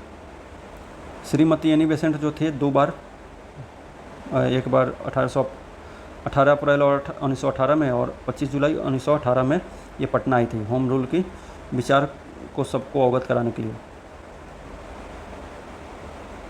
अगला है कि चंपारण सत्याग्रह। चंपारण सत्याग्रह जो था बिहार में, उस समय उपराज्यपाल आपका एडवर्ड गेट थे। ठीक है, एडवर्ड गेट।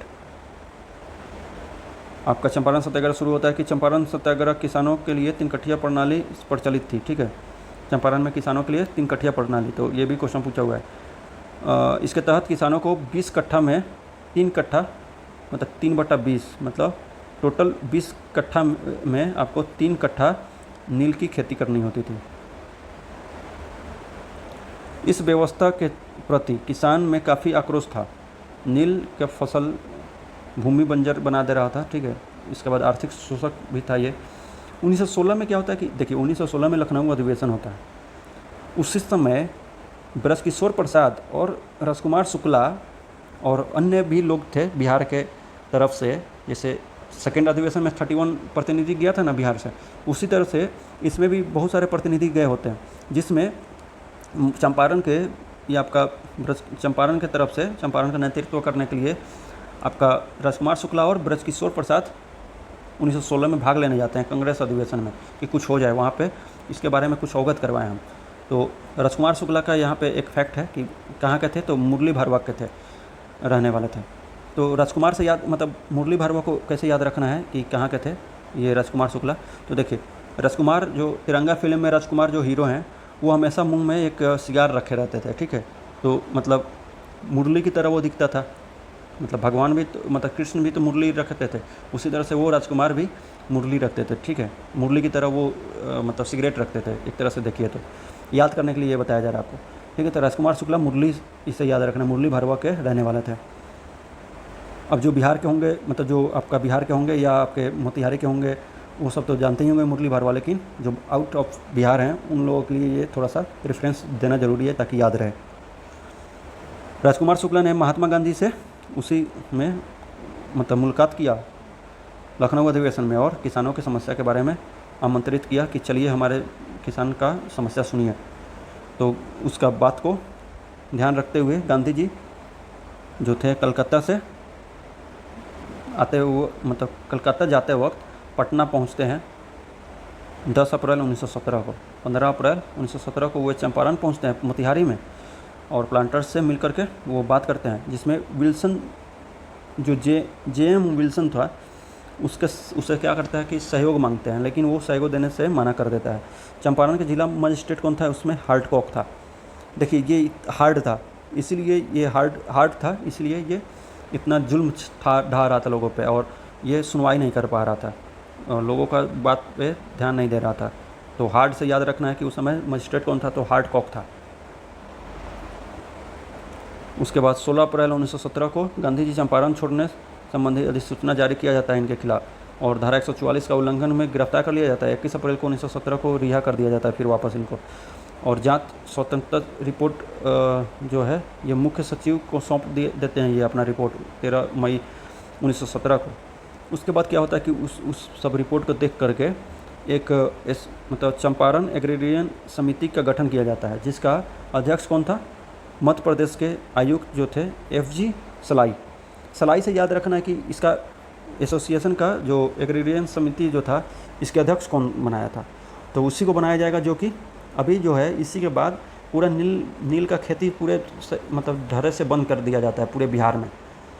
तो पूरा मलियामेट कर दिया जाएगा, इसका मतलब कि पूरा जो भी पेड़ पौधा होगा, मतलब वो जो पौधा होगा उसका नील का, उसको जलाने के लिए किस चीज़ का यूज़ किया जाएगा, माचिस का, मतलब माचिस को सलाई भी बोलते हैं। तो इसको ख़त्म करने के लिए सलाई, ये याद रखना है कि रेफरेंस के तौर पे कि सलाई नाम का एक F.G. सलाई नाम का अध्यक्ष था इस समिति का अध्यक्ष, जो कि चंपारण एग्रेरियन समिति जो नील की जांच, मतलब नील का जो खेती हो रहा था उसके बारे में जांच करने के लिए इसको बनाया गया था।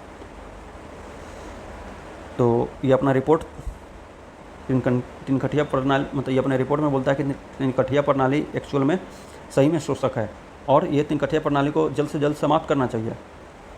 और इसी के साथ प्रथम सत्याग्रह सफल रहता है गांधी जी का। इसी के साथ क्या होता है कि अब इसमें पूछता है कि क्वेश्चन में कि चंपारण सत्याग्रह में गांधी जी के साथ कौन कौन प्रमुख सहयोगी थे, और इसमें 2-3 नाम दे देगा और एक नाम अलग से दे देगा, जिसको आपको चुनना पड़ेगा कि उसमें से ये लोग नहीं थे। तो आपको तो मालूम होना चाहिए कि कौन कौन से लोग थे इनके साथ, किन किन ने साथ दिया था। तो राजेंद्र प्रसाद तो थे ही, क्योंकि उस समय के मेन नेता थे राजेंद्र प्रसाद। ब्रजकिशोर भी थे ही, ब्रजकिशोर प्रसाद वो राजकुमार शुक्ला के साथ गए थे। उसके बाद अनुग्रह नारायण सिंह, वो तो रहेंगे ही, क्योंकि वो पटना में मतलब मुख्य मतलब उस समय नेता होते हैं। धरणीधर को आपको याद रखना है, एक मजहरुल हक थे ही, क्योंकि ये 1916 में हाल ही में मजहरुल हक एनी बेसेंट वाला जो होम रूल लीग है उसका स्थापना किया था इन्होंने। राजकुमार शुक्ला तो रहेंगे ही, क्योंकि राजकुमार शुक्ला ही तो गए थे। रामनवमी प्रसाद और शंभू शरण जो मोतिहारी के होंगे उनको पता होगा कि शंभू शरण एक विख्यात डॉक्टर हुआ करते थे, जिनका देहांत हो गया। उन्हीं का बेटा मतलब अभी बहुत बड़ा डॉक्टर है, उसके बारे में तो छोड़िए, लेकिन रेफरेंस के लिए आपको याद रखना है कि शंभू शरण भी थे। बिहार के जो चंपारण सत्याग्रह जो हुआ था उस समय, शंभू शरण। रामनवमी प्रसाद भी थे और धरणीधर। ये 3 आपको अननोन नाम है, इसको आपको ध्यान रखना है, धरणीधर, रामनवमी और शंभुशरण। बाकी मजहरुल हक, राजकुमार शुक्ला और आपका राजेंद्र प्रसाद, ब्रजकिशोर प्रसाद, ये लोग नोन हैं आपके। चंपारण सत्याग्रह में भारत में चलाया गया प्रथम सत्याग्रह था। उसके बाद जून 1919 में क्या होता है कि इसी से प्रेरित होकर के मधुबनी ज़िले में किसानों ने मतलब दरभंगा के राजा के विरुद्ध आंदोलन कर देता है। उसका नेतृत्व कौन कर रहा होता है? स्वामी विद्यानंद। तो आपसे पूछेगा कि किसान नेता कौन थे, तो स्वामी विद्यानंद और स्वामी सहजानंद दोनों थे। स्वामी सहजानंद भी थे और स्वामी विद्यानंद, ये लोग किसान नेता थे। अब किसान सभा के बारे में पढ़ते हैं। तो देखिए, ये शाह मोहम्मद जुबैर, अब इसका अध्यक्षता इन्होंने किया था शाह मोहम्मद जुबैर। अब कैसे याद होगा? ये मुंगेर में शुरुआत हुआ किसान सभा का। किसान सभा का शुरुआत 1922-23 में कहाँ हुआ था? तो मुंगेर में हुआ था। ये कैसे याद रखना है? तो इसको देखिए, मूंग होता है, मूंग का दाल होता है, तो मूंग से याद रखना है कि मूंग मतलब पहले ऑप्शन में होगा कि भाई मुंगेर, भागलपुर, ये सब, तो आपको चुनना है उसमें से। तो आपको रेफरेंस में के तौर पे याद रखना है कि किसान सभा का जो शुरुआत हुआ होगा कहाँ से हुआ होगा? तो मूंग। हम मैं अभी याद करवा रहा हूँ आपको कि मूंग से मुंगेर याद रखना है। मूंग का खेती होता है तो किसान से रिलेटेड होता है, इसलिए मुंगेर आपका रिलेट करना है, ठीक है। मुंगेर में हुआ था इसका किसान सभा का गठन। उसके बाद शाह मोहम्मद जुबैर में बैर याद रखिए, बैर जो खाने वाला बैर होता है, उससे आपको बैर को रेफरेंस रखना है। तो जुबैर नाम का जो मतलब मोहम्मद जुबैर जो थे, उनकी अध्यक्षता में ये गठन हुआ था। इसके उपाध्यक्ष जो थे श्री कृष्ण सिंह थे। श्री कृष्ण सिंह अब याद रखिएगा कि आगे अब आने वाले पूरे मतलब इनका चर्चा होने वाला है। श्री कृष्ण सिंह यही हैं कि जो पहला मुख्यमंत्री बनेंगे बिहार का 1936 में, 1935 के एक्ट के तहत जो चुनाव होगा 1937 में था। उसके बाद सिद्धेश्वर चौधरी भी थे और नंद किशोर सिंह सचिव थे इस समय। ये आपको ये पूछा जा सकता है कि मोहम्मद जुबैर तो अध्यक्षता आपको याद ही रखना है, और एक और याद रखना है उपाध्यक्ष कौन थे? तो कृष्ण सिंह थे। ये पहले ये देखते हैं 1928 में क्या होता है कि देखिए 1922-23 में वो हुआ था, शाह मोहम्मद जुबैर मतलब ये किसान सभा का गठन करते हैं। लेकिन क्या होता है कि औपचारिक तौर पे बिहटा के पटना में स्वामी सहजानंद सरस्वती ने इसका विधिवत रूप से किसान सभा का गठन किया, स्थापना किया। लेकिन ये भी उसने सही तरीके से गठन नहीं हुआ। लेकिन क्या होता है कि सोनपुर मेला जो नवंबर के समय में लगता है, नवंबर 1929 में स्वामी सहजानंद सरस्वती द्वारा की अध्यक्षता में विधिवत रूप से प्रांतीय किसान सभा की स्थापना की जाती है, जिसके सचिव थे श्री कृष्ण सिंह। ये याद रखना है आपको।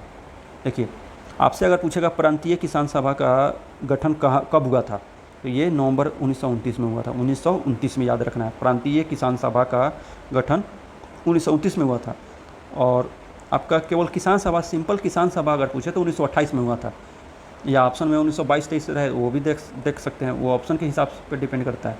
लेकिन प्रांतीय किसान सभा, प्रांतीय अगर लगा रहा है उसके साथ, तो प्रांतीय किसान सभा आपका 1929 में हुआ है। और स्वामी सहजानंद मैंने बताया कि विद्यानंद और सहजानंद दोनों मतलब एकदम बड़ा नेता थे ये किसानों के। तो और श्री कृष्ण सिंह उस समय अध्यक्षता किया था प्रांतीय किसान सभा का। और सचिव कौन थे? सचिव थे ये, अध्यक्षता तो स्वामी सहजानंद का था, ठीक है, स्वामी सहजानंद का अध्यक्षता था, ठीक है। और प्रांतीय किसान सभा का सचिव जो थे वो श्री कृष्ण सिंह थे। तो ये क्वेश्चन पूछा हुआ है कि प्रांतीय किसान सभा जो 1929 में गठन हुआ था, इसके सचिव कौन थे? तो श्री कृष्ण सिंह थे। और आगे पूछ सकते हैं आपसे अध्यक्ष, तो अध्यक्ष स्वामी सहजानंद थे। देखिए, सचिव ज़्यादा पूछता है क्योंकि देखिए अध्यक्षता ये आगे अखिल भारतीय जो था उसमें भी आप मतलब इनका देखेंगे योगदान। यहाँ पे अखिल भारतीय की अध्यक्षता भी इन्होंने किया था, तो इसीलिए ये याद रहता है लोगों को। लेकिन सचिव के बारे में याद नहीं रहता है, इसलिए वो क्वेश्चन पूछा जाता है। देखिए, बिहार किसान आंदोलन के सदस्य कौन कौन थे, ये क्वेश्चन पूछा भी हुआ है बीपीएससी में।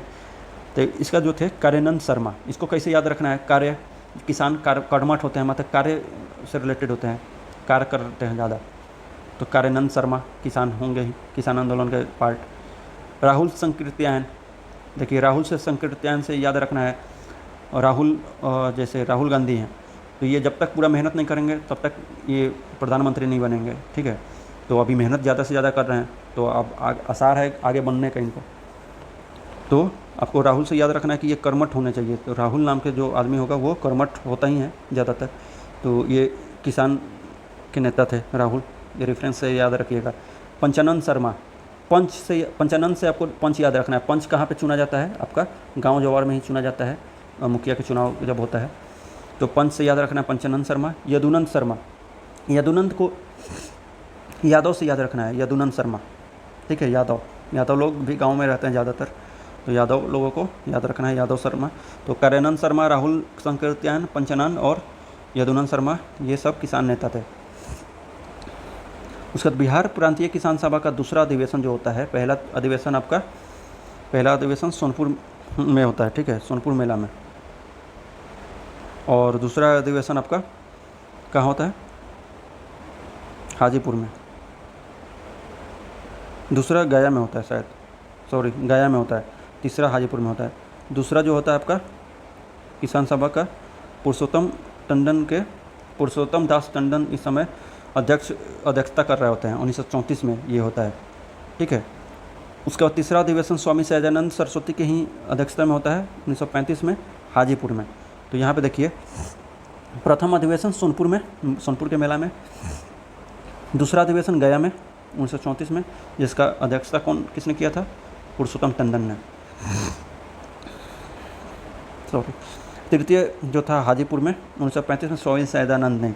तो स्वामी सहजानंद प्रथम का भी थे और तृतीय का भी थे, और सेकंड का आपका पुरुषोत्तम टंडन थे। उसके बाद क्या होता है कि कार्यानंद शर्मा के नेतृत्व में मुंगेर में बरहिया ताल बिहार प्रांतीय किसान सभा ने जमींदारी उत्पीड़न के विरुद्ध संघर्ष किया था। तो ये बरहिया ताल मुंगेर में जो है, वहाँ पे किसने किया था ये? तो कार्यानंद शर्मा के नेतृत्व में किया गया था 1936 में। 1936 में ही क्या होता है कि लखनऊ में ऑल इंडिया मतलब अखिल भारतीय किसान सभा का गठन होता है। ऑल इंडिया, वो था प्रांतीय किसान सभा। ये है प्रांतीय किसान सभा आपका 1929 में। अगर आपसे पूछता है प्रांतीय किसान सभा तो 1929 में, और आपका अखिल भारतीय ऑल इंडिया किसान सभा अगर आपसे पूछता है तो 1936 में। देखिए 36 से याद रखना है कि 36 से आंकड़ा, देखिए जब भी 36 का आंकड़ा देना होगा मतलब ऑल इंडिया में आपको जाना होगा, तो 36 का आंकड़ा आपको सामना करना पड़ेगा। तो मतलब 36 का आंकड़ा रहता है, मतलब ज़्यादा मतलब कंपटीशन रहता है, ठीक है, ऑल इंडिया के तौर पे। तो 36 में ये हुआ था भारतीय किसान सभा का गठन। उसमें सचिव कौन था? NG रंगा, ये याद रखना आपको। अध्यक्ष वहीं आपके हीरो स्वामी सहजानंद, किसानों के हीरो स्वामी सहजानंद थे, अध्यक्षता उन्होंने की थी, और सचिव NG रंगा थे। ये BPSC में पूछा हुआ है, NG रंगा थे, ठीक है, याद रखिएगा। उसके बाद ये मुख्य नेता कहाँ से ये लोग थे? तो देखिए यदुनंद शर्मा गया से थे, तो इसको कैसे याद रखना है? गया से थे। तो यदुनंद से हमने याद करवाया था आपको यादव, तो यादव लोग गाय पालते हैं ज़्यादा, तो यादव, यदुनंद से यादव याद रखना है, और गाय पालते थे। गया वाला क्षेत्र था इनका, उस इलाके में नेतृत्व किया था इन्होंने। यमुना करई जो थे दरभंगा और सारण वाला इलाके में किया था इन्होंने।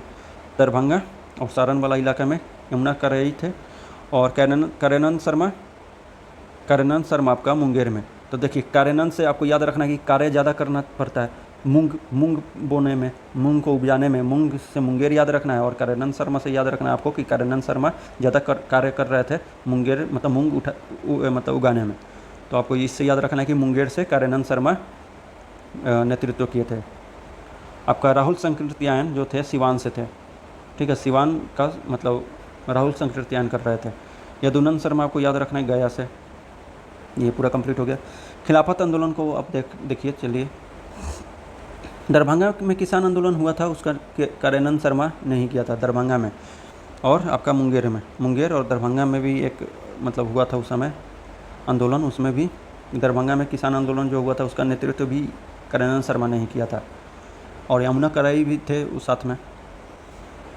देखिए खिलाफत आंदोलन और बिहार, देखिए आपको सिंपल आपको ध्यान देना है बातों पे।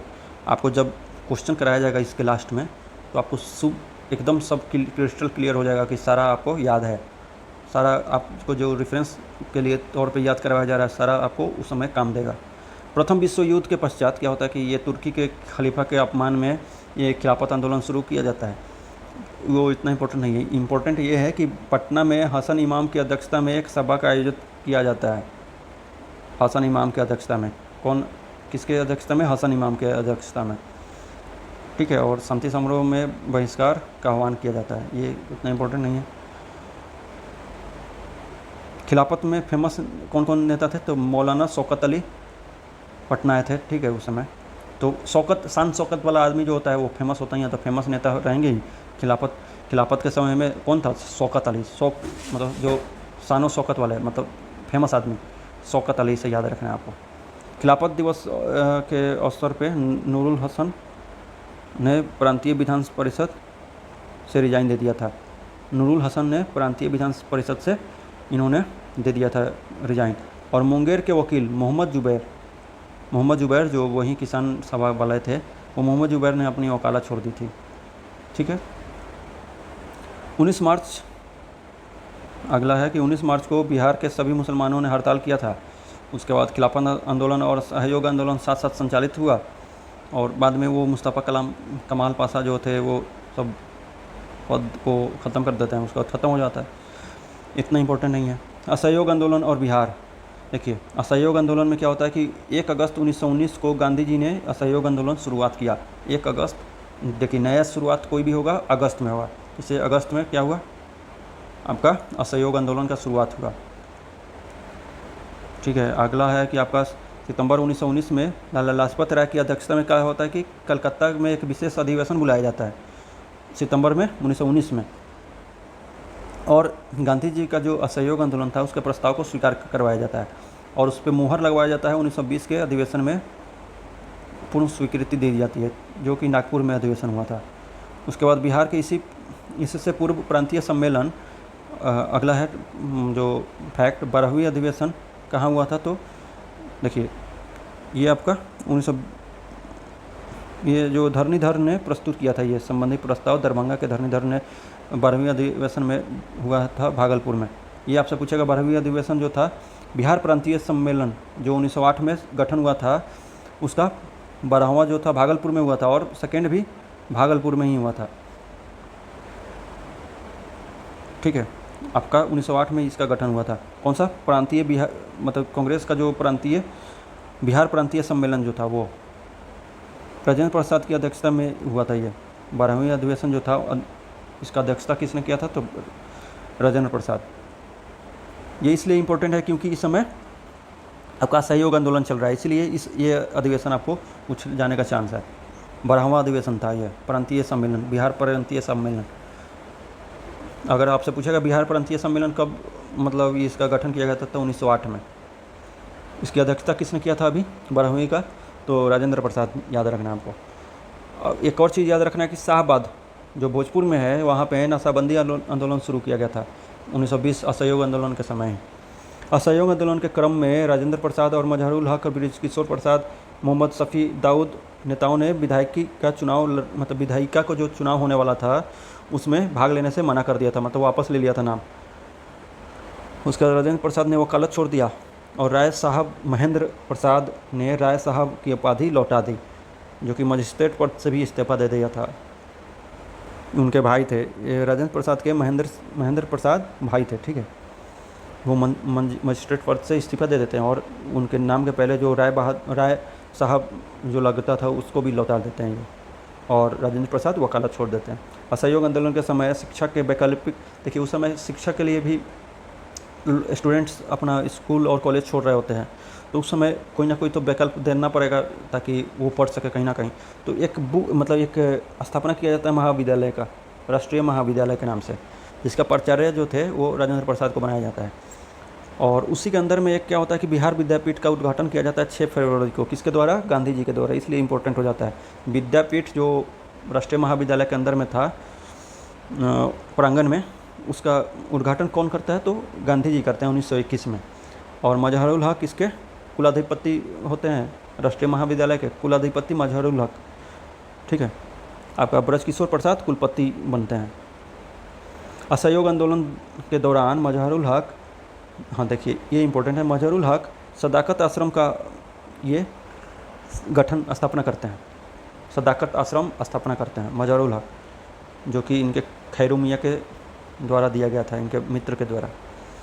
और ये मजहरुल हक सदाकत आश्रम इसलिए इम्पोर्टेंट हो सकता है क्योंकि उसी आश्रम से, सदाकत आश्रम से द मदरलैंड नामक एक अखबार निकालना प्रारंभ करते हैं, जिसमें राष्ट्रीय भावना का प्रचार प्रसार किया जाता है।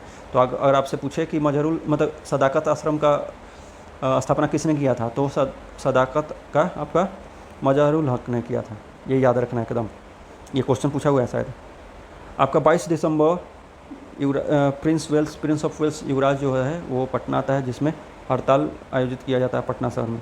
5 फरवरी, हाँ ये क्वेश्चन पूछा हुआ है कि चौरी चौरा का जो कांड हुआ था, घटना जो हुआ था, ये कब हुआ था, तो 5 फरवरी 1922 को, और 12 फरवरी को ये असहयोग आंदोलन को स्थगित कर देते हैं। उसके बाद और कुछ नहीं। ये एक याद रखना है कि फुलवारी में जो था मौलाना सजाद नाम के एक मतलब आदमी थे, वो असहयोग आंदोलन के समय इमारत ए सरिया संस्था का स्थापना किया था, गठन किया था इन्होंने। शाहबाद डुमराव में देखिए, शाहबाद डुमराव में आपका भोजपुर में नशाबंदी मतलब आंदोलन चलाया जाता है। भागलपुर में शराबबंदी आंदोलन चलाया जाता है। भागलपुर में देखिए शराब पी करके भागता है लोग, शराब पी करके इधर उधर भागता है लोग हैं, तो इसलिए भागलपुर में आपको शराबबंदी याद रखना है। शाहबाद में साहब लोग शराब पीते हैं, तो वहाँ पे नशाबंदी चलाया गया, ठीक है। तो ये याद रखना है दोनों को रेफरेंस के तौर पे। भागलपुर में झंडा कांड की घटना हुई थी 1922 में, ये भागलपुर था, वहाँ पे भागलपुर में 2 कांड मतलब 2 आंदोलन मतलब हुआ था, एक झंडा कांड और एक शराबबंदी आंदोलन शुरू हुआ था, वहाँ पे किया गया था, ठीक है। 1919 एक्ट के प्रावधान के अनुरूप सत्येंद्र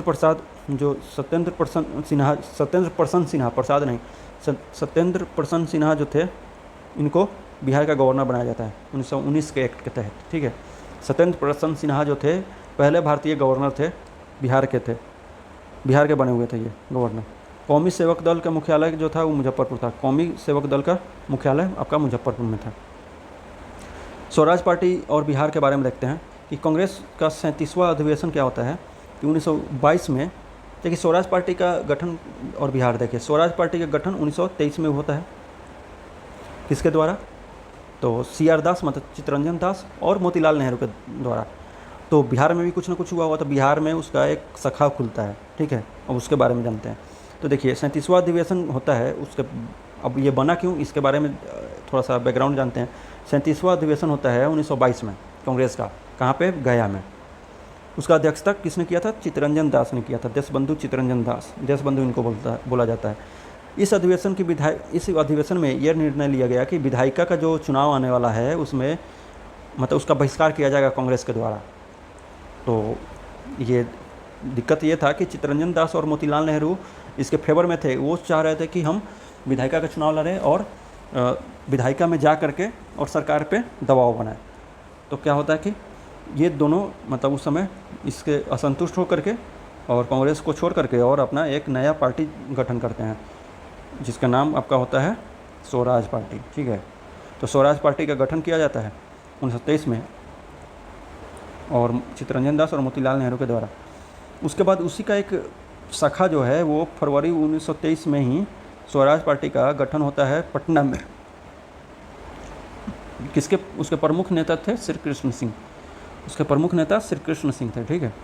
बिहार स्वराज पार्टी के प्रथम अध्यक्ष, अब अगर आपसे पूछे तो नारायण प्रसाद, ये क्वेश्चन पूछा हुआ है, श्री नारायण प्रसाद कि प्रथम अध्यक्ष बिहार स्वराज पार्टी स्वराज पार्टी के अध्यक्ष कौन थे, तो श्री नारायण प्रसाद थे। सचिव अब्दुल बारी थे। तो ये अगर आपसे पूछेगा अभी आपकी के अगर क्वेश्चन में पूछता है 69th में कि इसके सचिव कौन थे बिहार स्वराज पार्टी के, तो अब्दुल बारी थे, ठीक है। और साइमन कमीशन देखते हैं कि साइमन कमीशन 1919 का जो आपका ये था एक्ट था, उस मोंटेग्यू चेम्सफोर्ड 1919 वाला, उसका देखने के लिए कि उसका सुधार कितना हुआ है इंडिया में। वो क्या था कि 10 साल के बाद आने वाला था 1929 में, लेकिन वो 1 साल पहले ही साइमन कमीशन का आगमन हो जाता है बिहार में, मतलब भारत में। तो उसमें क्या होता है कि एक भी सदस्य इंडिया का नहीं होता है। अब बताइए कि इंडिया का कोई मतलब विकास हुआ कि नहीं, मतलब कौन सा लॉक कितना अच्छा कारीगर है नहीं है, ये चेक करने के लिए यहाँ के लोगों का भी तो होना चाहिए, लेकिन ये होते नहीं है, जिसके कारण इसका बहिष्कार किया जाता है। तो ये साइमन कमीशन कब आया था? तो 1928 में आया था। एक्चुअल में आना चाहिए 1929 में, लेकिन ये 1 साल पहले ही आ जाता है। ठीक है, यह आयोग जांच करने के उद्देश्य से आया था, जो 1919 में मोंटेग्यू चेम्सफोर्ड सुधार था। राष्ट्रीय स्तर पर लाला लाजपत राय के नेतृत्व में, राष्ट्रीय स्तर पर किसने नेतृत्व किया था? तो लाला लाजपत राय ने नेतृत्व किया था। और 12 दिसंबर को 1928 में 12 दिसंबर को पटना आया ये साइमन कमीशन। उस समय किसने नेतृत्व किया? तो अनुग्रह नारायण। आपको याद रखना है, अनुग्रह नारायण को रेफरेंस में रखना है कि अनुग्रह नारायण इतना फेमस थे, तभी तो अनुग्रह नारायण कॉलेज खुला हुआ है वहाँ पे। तो पटना में जो आया था साइमन कमीशन, तो अनुग्रह नारायण सिंह के नेतृत्व में बिहार नौजवान विरोध प्रदर्शन शुरू किया गया। और आपको पूछेगा उस समय के विदेशी बहिष्कार, वस्त्र बहिष्कार आंदोलन के प्रमुख नेता कौन थे? तो आपका राजेंद्र प्रसाद थे। बिहार सोशलिस्ट पार्टी को देखते हैं। ठीक है, देखिए एक्चुअल में बिहार सोशलिस्ट पार्टी का 1931 में होता है। और बिहार सोशलिस्ट पार्टी, देखिए बिहार सोशलिस्ट पार्टी का, देखिए अभी बिहार सोशलिस्ट पार्टी है ये, और बिहार सोशलिस्ट पार्टी का औपचारिक तौर पे जो गठन होता है 1934 में होता है, 1934 में। ठीक है, आपको ये याद रखना है, 1934 में। और 1931 में ये मतलब इसका गठन होता है। ठीक है, तो आपका पूछेगा कि अगर अलग अलग पूछता है इसका, ठीक है, तो 1931 का अगर आपसे पूछता है कि 1931 का जो बिहार सोशलिस्ट पार्टी है, एकदम क्लियर करके पूछा हुआ है क्वेश्चन कि 1931 में जो मतलब बिहार का सोशलिस्ट पार्टी है या बिहार का समाजवादी पार्टी है, उसका मतलब किसने गठन किया था? तो उसका गठन आपका एक्चुअल में किया था गंगा शरण सिन्हा। अगर आपको ऑल इंडिया का कोई भी एग्ज़ाम होता है उसका आंसर देता है गंगा शरण सिन्हा, लेकिन बिहार बीपीएससी एक ऐसा है जो कि इसमें नाम भी नहीं दिया हुआ है, लेकिन वो फूलन प्रसाद वर्मा को मानता है आंसर। तो आपको याद रखना है बिहार स्वराज पार्टी, मतलब ये बिहार सोशलिस्ट पार्टी का जो गठन किया था किसने किया था? तो फूलन प्रसाद वर्मा ने किया था। फूलन प्रसाद वर्मा याद रखना है। आपको ये याद रखना है कि सोशलिस्ट लोग जो होते हैं वो मुंह फुला लेते हैं, ठीक है, किसी बात पे, और वो बॉयकॉट करने लगते हैं किसी भी चीज़ का, तो फुला लेते हैं मुंह से। याद रखना है कि फूलन प्रसाद ने सोशलिस्ट पार्टी का गठन किया था। बाकी आपको सदस्य के तौर पे याद रखना है कि गंगा शरण सिन्हा, रामानंद मिश्रा, रामवृक्ष बेनीपुरी, ये लोग थे बिहार सोशलिस्ट पार्टी के। रामानंद मिश्रा और रामवृक्ष बेनीपुरी और गंगा शरण सिन्हा। ठीक है, तो आपको ऐसे याद रखना है कि सोशलिस्ट लोग जो होते हैं वो ज़मीन से जुड़े हुए लोग होते हैं। तो वो शरण मतलब गंगा के शरण में मतलब हमेशा किसी न किसी के शरण में जाने का सोचते हैं। ठीक है, रामवृक्ष पुरी, देखिए वृक्ष जो है ये भी ज़मीन से जुड़ा हुआ है, ऐसे थोड़ा सा रेफरेंस आपको याद रखना है। 1934 में अंजुम इस्लामिया हॉल में बिहार सोशलिस्ट पार्टी का विधिवत औपचारिक रूप से स्थापना किया जाता है, जिसके अध्यक्ष जो थे आचार्य नरेंद्र देव थे। ये क्वेश्चन पूछा हुआ है कि 1934 के जो बिहार सोशलिस्ट पार्टी था उसके अध्यक्ष कौन थे? तो आचार्य नरेंद्र देव थे। और सचिव भी पूछा हुआ है, सचिव कौन थे? जयप्रकाश नारायण थे। एक्चुअल में जयप्रकाश नारायण का ही पार्टी है ये आपका बिहार सोशलिस्ट पार्टी। ठीक है, अन्य सदस्य में रामवृक्ष बेनीपुरी थे, गंगा शरण सिन्हा थे, अब्दुल बारी थे, योगेंद्र शुक्ला थे, बसावन सिंह थे और कर्पूरी ठाकुर थे। तो ये आपको याद रखना है कि ये सब समाजवादी, जो बिहार समाजवादी पार्टी था उससे रिलेटेड थे।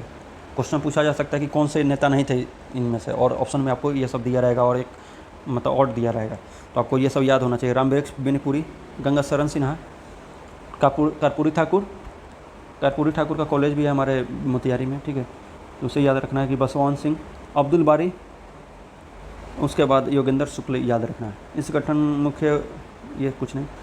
बिहार कांग्रेस सोशलिस्ट पार्टी अंजुमन इस्लामिया हॉल में अध्यक्ष नरेंद्र देव और जयप्रकाश नारायण थे। देखिए सविनय अवज्ञा आंदोलन शुरुआत होता है। ठीक है, सविनय अवज्ञा आंदोलन non cooperation movement, civil disobedience movement ये है। ठीक है, सिविल डिसोबिडियंस मूवमेंट ये इसका हिंदी होता है, मतलब इंग्लिश होता है, वो बिहार में। तो देखिए लाहौर अधिवेशन होता है कांग्रेस का, उसमें पूर्ण स्वराज का मतलब मांग किया जाता है, पूर्ण स्वराज का। और 26 जनवरी 1930 को बोला जाता है कि पूर्ण स्वराज डे मनाएंगे हम लोग, वो पारित किया जाता है। और सविनय अवज्ञा आंदोलन का प्रस्ताव पारित किया जाता है।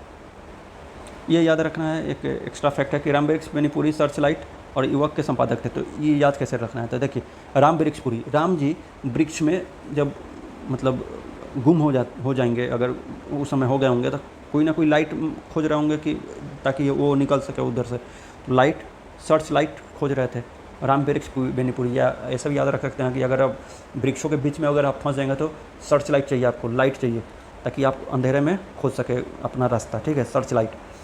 और राम जी जो जब वृक्ष में मतलब जब वनवास हुआ था उनका, तो उस समय युवक थे, ठीक है। तो युवक से याद रखना है कि सर्च लाइट और युवक के संपादक जो थे राम वृक्ष बेनीपुरी थे, ये याद रखना है आपको। तो सविनय अवज्ञा आंदोलन शुरुआत हो जाता है। तो प्रस्ताव को अनुरूप 6 जनवरी 1930 को बिहार सहित संपूर्ण भारत में स्वाधीनता दिवस उत्साहपूर्वक मनाया जाता है, 26 जनवरी 1930 को, ठीक है। और 12 मार्च को क्या करते हैं, ये 1930 को, ये 26 जनवरी के ये होता है, ठीक है। 12 मार्च को मार्च करते हैं, मतलब पैदल मार्च करते हैं, ठीक है। ये याद रखना है कि अगर आपसे पूछे कि डांडी मार्च कब से स्टार्ट हुआ, तो मार्च में ही स्टार्ट हुआ होगा, क्योंकि उसमें मार्च कर रहे होते हैं। तो डांडी मार्च जो स्टार्ट हुआ था आपका 12 मार्च को स्टार्ट हुआ, और ये आश्रम से, इनके साबरमती आश्रम से, और कहाँ तक, 6 अप्रैल 1930 को डांडी तक, ठीक है। और वहाँ पे नमक कानून बना करके उल्लंघन करते हैं और सत्याग्रह आरंभ करते हैं, नमक सत्याग्रह आंदोलन, ठीक है।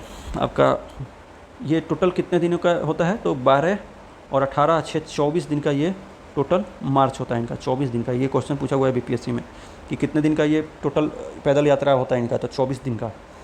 और आपका पूछा हुआ है कि कहाँ से, तो साबरमती आश्रम से शुरुआत हुआ था, कहाँ तक, तो दांडी तक।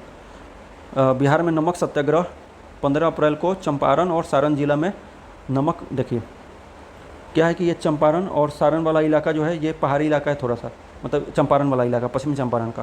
तो यहाँ पे थोड़ा सा मिट्टी, मतलब नमकीन मिट्टी वगैरह मिलता है वहाँ पे, तो वहाँ से मिट्टी से नमक बना करके नमक आंदोलन शुरू किया गया था, ठीक है।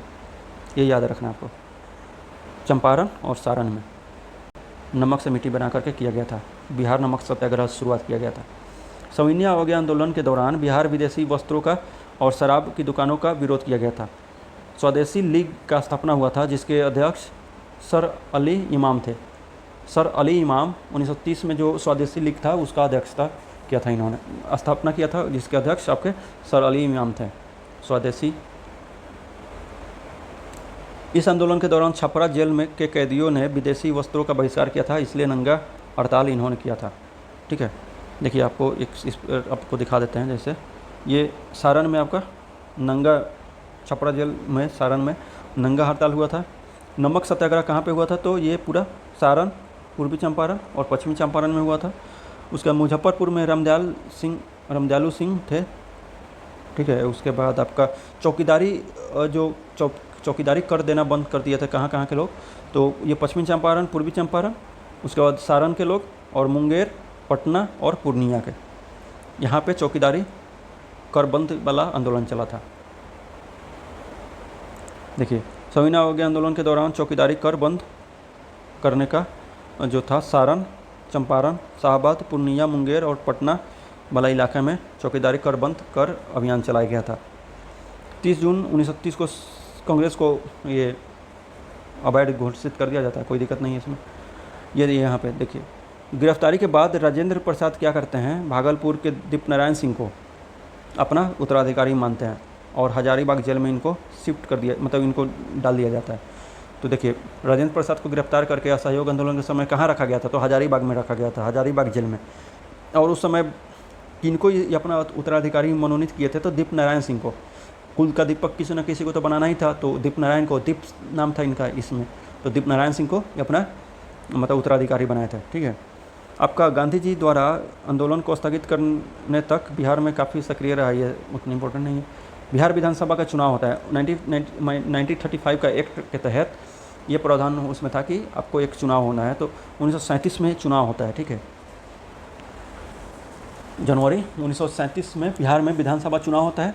अब उसमें क्या होता है कि पूरा 192 सीट होता है, ठीक है। इसमें से टोटल 107 सीट पे ये कांग्रेस लड़ती है, ठीक है। बाकी के 45 सीटों पे इंडिपेंडेंट लोग खड़े होते हैं।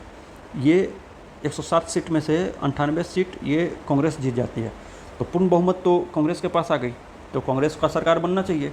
तो क्या करते हैं, इस समय राज्यपाल कौन थे, देखिए ये 1937 कब का समय है, जब 1935 के एक्ट के तहत एक और प्रावधान किया गया था कि बंगाल को मतलब ये बिहार को उड़ीसा से अलग कर दिया गया था, उड़ीसा को बिहार से अलग कर दिया गया था। ये समझिए 1 अप्रैल 1936 को 1935 के एक्ट के तहत 1 अप्रैल 1936 को बंगाल मतलब ये उड़ीसा को बिहार से पृथक कर दिया जाता है, ठीक है, बिहार से पृथक कर दिया गया। उस समय का समय है, ठीक है। तो उस समय क्या होता है कि कांग्रेस को पूर्ण बहुमत मिल जाता है 98 सीट से। उस समय पहला जो आपका ये MG हैलेट बनते हैं, ठीक है, राज्यपाल, तत्कालीन राज्यपाल MG हैलेट उस समय के, ठीक है। कांग्रेस विधायक दल के नेता जो श्री कृष्ण सिंह थे, उनको ये सरकार बनाने का निमंत्रण देते हैं, लेकिन ये क्या करते हैं कि ये मना कर देते हैं, क्योंकि इनका मांग था कि कोई हस्तक्षेप नहीं चाहिए, वैधानिक कार्य में कोई भी आपका मतलब हस्तक्षेप नहीं चाहिए, इसका आश्वासन आप हमको दीजिएगा तभी हम अपना सरकार बना पाएंगे। लेकिन ये मतलब जो राज्यपाल होते हैं वो देने से मना कर देते हैं, जिसके कारण ये सरकार भी बनाने से मना कर देते हैं। तो सरकार तो बना नहीं कांग्रेस का, तो कांग्रेस का सरकार नहीं बनेगा तो इंडिपेंडेंट कोई ना कोई बनाएगा। तो ये मोहम्मद यूनुस जो थे, इंडिपेंडेंट पार्टी के जो नेता थे मोहम्मद यूनुस, ये सरकार बनाने का आमंत्रण स्वीकार कर लेते हैं और सरकार बनाते हैं, ठीक है। मोहम्मद यूनुस का आपको नाम याद रखना है, क्वेश्चन पूछा हुआ है BPSC में। तो मोहम्मद यूनुस को याद रखना है कि ये इनके नेतृत्व में बिहार में पहला अंतरिम मंत्रिमंडल मतलब गठित होता है। तो पहला क्वेश्चन पूछेगा आपसे कि बिहार में पहला अंतरिम मंत्रिमंडल गठन का नेतृत्व किसने किया था, तो मोहम्मद यूनुस ने किया था, मोहम्मद यूनुस ने किया था। और ये बिहार के प्रथम भारतीय मुख्यमंत्री भी थे, ठीक है, बिहार के प्रथम भारतीय मुख्यमंत्री थे। लेकिन क्वेश्चन पूछता है कि बिहार का प्रथम कांग्रेसी मुख्यमंत्री कौन था, तो वो थे श्री कृष्ण सिंह। उसके बाद क्या होता है, और उस समय के मुख्यमंत्री को प्रधानमंत्री कहा जाता था, ठीक है। और एक कांग्रेस द्वारा सरकार बनाने का निर्णय मोहम्मद यूनुस मतलब बनाने का निर्णय ले लेता है, जिसके कारण मोहम्मद यूनुस जो है अंतरिम मंत्रिमंडल से त्यागपत्र दे देते हैं। और 20 जुलाई 1937 को श्री कृष्ण सिंह के नेतृत्व में बिहार के प्रथम कांग्रेसी मंत्रिमंडल का गठन हो जाता है। और पहले देखिए यहाँ पर लिखा हुआ है ना, ये प्रथम कांग्रेसी मुख्यमंत्री बनते हैं श्री कृष्ण सिंह। और रामदयालु सिंह बिहार के विधानसभा के प्रथम अध्यक्ष बनते हैं, बिहार विधानसभा के प्रथम अध्यक्ष रामदयालु सिंह बनते हैं, ठीक है। इसलिए इनके रामदयालु सिंह के नाम पे रामदयालु स्टेशन है मुजफ्फरपुर के बगल में। अब्दुल बारी जो थे उनको बिहार विधानसभा के उपाध्यक्ष बनाया जाता है। तो आपको क्वेश्चन कुछ भी पूछा जा सकता है। देखिए रामदयालु सिंह के बारे में पूछ सकता है कि बिहार विधानसभा के अध्यक्ष कौन थे उस समय जब 1937 में जो सरकार गठन हुआ था, तो रामदयालु सिंह। और उसके उपाध्यक्ष कौन थे, तो अब्दुल बारी थे। द्वितीय विश्व युद्ध में शामिल मतलब बिना बताए कराने के कारण, भारतीय लोगों को बिना बताए सेना को शामिल कराने के कारण ये इस्तीफा दे देते हैं 1939 में। तो ये भी क्वेश्चन पूछा हुआ है कि कब ये इस्तीफा देते हैं, तो 2 साल के बाद 1939 में इस्तीफा दे देते हैं, ठीक है। भारत छोड़ो आंदोलन का शुरुआत होता है। तो ऑपरेशन जीरो आवर के समय क्या होता है कि ऑपरेशन जीरो आवर के तहत सारे लोग मेन नेता को जेल में बंद कर दिया जाता है, ठीक है। तो इसका मतलब कि जो छोटे मोटे नेता होंगे वो जो सेकेंड स्ट्रीम के नेता थे उनका इसमें योगदान ज़्यादा रहेगा। तो महिलाओं का नेतृत्व किसने किया था, तो भगवती देवी, याद रखिएगा भगवती देवी कौन थी, तो भगवती देवी आपके राजेंद्र प्रसाद की बहन थी। और देखिए भारत छोड़ो आंदोलन का नेतृत्व मेनली कौन कौन किया था, तो राजेंद्र प्रसाद किए थे शुरुआती में, जीरो आवर से पहले फूलन प्रसाद वर्मा, अनुग्रह नारायण सिंह और मथुरा बाबू। बिहार में राजेंद्र प्रसाद, फूलन प्रसाद वर्मा, अनुग्रह नारायण सिंह और मथुरा बाबू ने किया था, ठीक है, ये याद रखना है आपको। उसके बाद क्या होता है कि क्रिप्स मिशन, देखिए क्रिप्स मिशन और अगस्त प्रस्ताव का जो था उस सब के कारण मतलब विफल होने के कारण भारत छोड़ो आंदोलन का प्रारंभ किया जाता है। गांधी जी के द्वारा करो या मरो का नारा भी दिया जाता है। 9 अगस्त याद रखिए, अगस्त में नया काम होता है, ठीक है। तो 9 अगस्त को जीरो आवर चला करके सारे लोगों को बंदी बना लिया जाता है और बिहार के राजेंद्र प्रसाद को बांकीपुर जेल में भेज दिया जाता है। तो ये लोग तो चले गए जेल में। अब उस समय क्या होता है कि बलदेव सहाय महाधिवक्ता रहते हैं, वो अपने पद से इस्तीफा दे देते हैं। तो क्वेश्चन पूछा हुआ है कि बलदेव सहाय महाधिवक्ता से कब मतलब ये इस्तीफा देते हैं, तो आपका भारत छोड़ो आंदोलन के समय 11 अगस्त को, 2 दिन के बाद 19 अगस्त को तो सारे लोगों को बंद कर दिया जाता है। तो 11 अगस्त को क्या होता है कि 1942 को यह याद रखना है कि 19 अगस्त मतलब 11 अगस्त 1942 को सचिवालय भवन के सामने कुछ विद्यार्थी लोग जा कर के जुलूस निकालते हैं और मुख्य इमारत पर झंडा फहराने का प्रयास करते हैं। उसके एवज में क्या होता है कि जिला अधिकारी WG आर्चर से याद रखना है कि जो भी आर्चर होता है, आर्चरी होता है ना, जिसमें वो तीर धनुष से का काम होता है, तीर चलाया जाता है, बाण चलाया जाता है, ठीक है। तो इससे याद रखना कि इसने क्या किया था कि मतलब वो गोली चलाने का आदेश दे दिया था। WG आर्चर से याद रखना है कि आपको चलाने का मतलब जो दे दिया था आर्चर, ठीक है। वो पुलिस को गोली चलाने का दे दिया था। तो ये क्वेश्चन पूछेगा कि जो जुलूस निकाला गया था विद्यार्थियों के द्वारा, तो उस पर कौन सा जिला अधिकारी था उस समय जिसने पुलिसों को गोली चलाने का मतलब ये आदेश दिया था, तो वो WG आर्चर थे, ठीक है। तो 7 ये याद रखना है कि ये क्वेश्चन पूछा हुआ है कि कितने मतलब छात्र उसमें शहीद हुए थे, तो 7 थे ये, ठीक है। 7 का नाम आपको याद रहना चाहिए कि देखिए 7 तो आपका नंबर पूछ दिया है और आपका क्वेश्चन भी पूछ सकता है इसका नाम से। तो उमाकांत सिन्हा, रामानंद सिंह, सतीश प्रसाद झा, राजेंद्र सिंह, राम गोविंद सिंह, देवीपद चौधरी और जगपति कुमार। तो इसको याद रखना है कि ट्रिपल आर से आपको याद रखना है कि रामानंद, उसके बाद राजेंद्र और राम गोविंद, ठीक है, ट्रिपल आर। और SJD या JDS याद रखना है, ट्रिपल आर और JDS पार्टी है, JDS, ठीक है। तो ट्रिपल आर JDS से याद रखना है आपका। ये 6 हो गया आपका, एक और बच रहा है उमाकांत, JDUS याद रखना है, JDUS। RR ट्रिपल आर वाला जो RR का जो मूवी है वो, और JDU से याद रखना है JDU, ठीक है। तो RR से आपका हो गया रामानंद सिंह, राजेंद्र सिंह और राम गोविंद सिंह, ठीक है। और J से आपका हो गया जगपति कुमार, और D से आपका हो गया,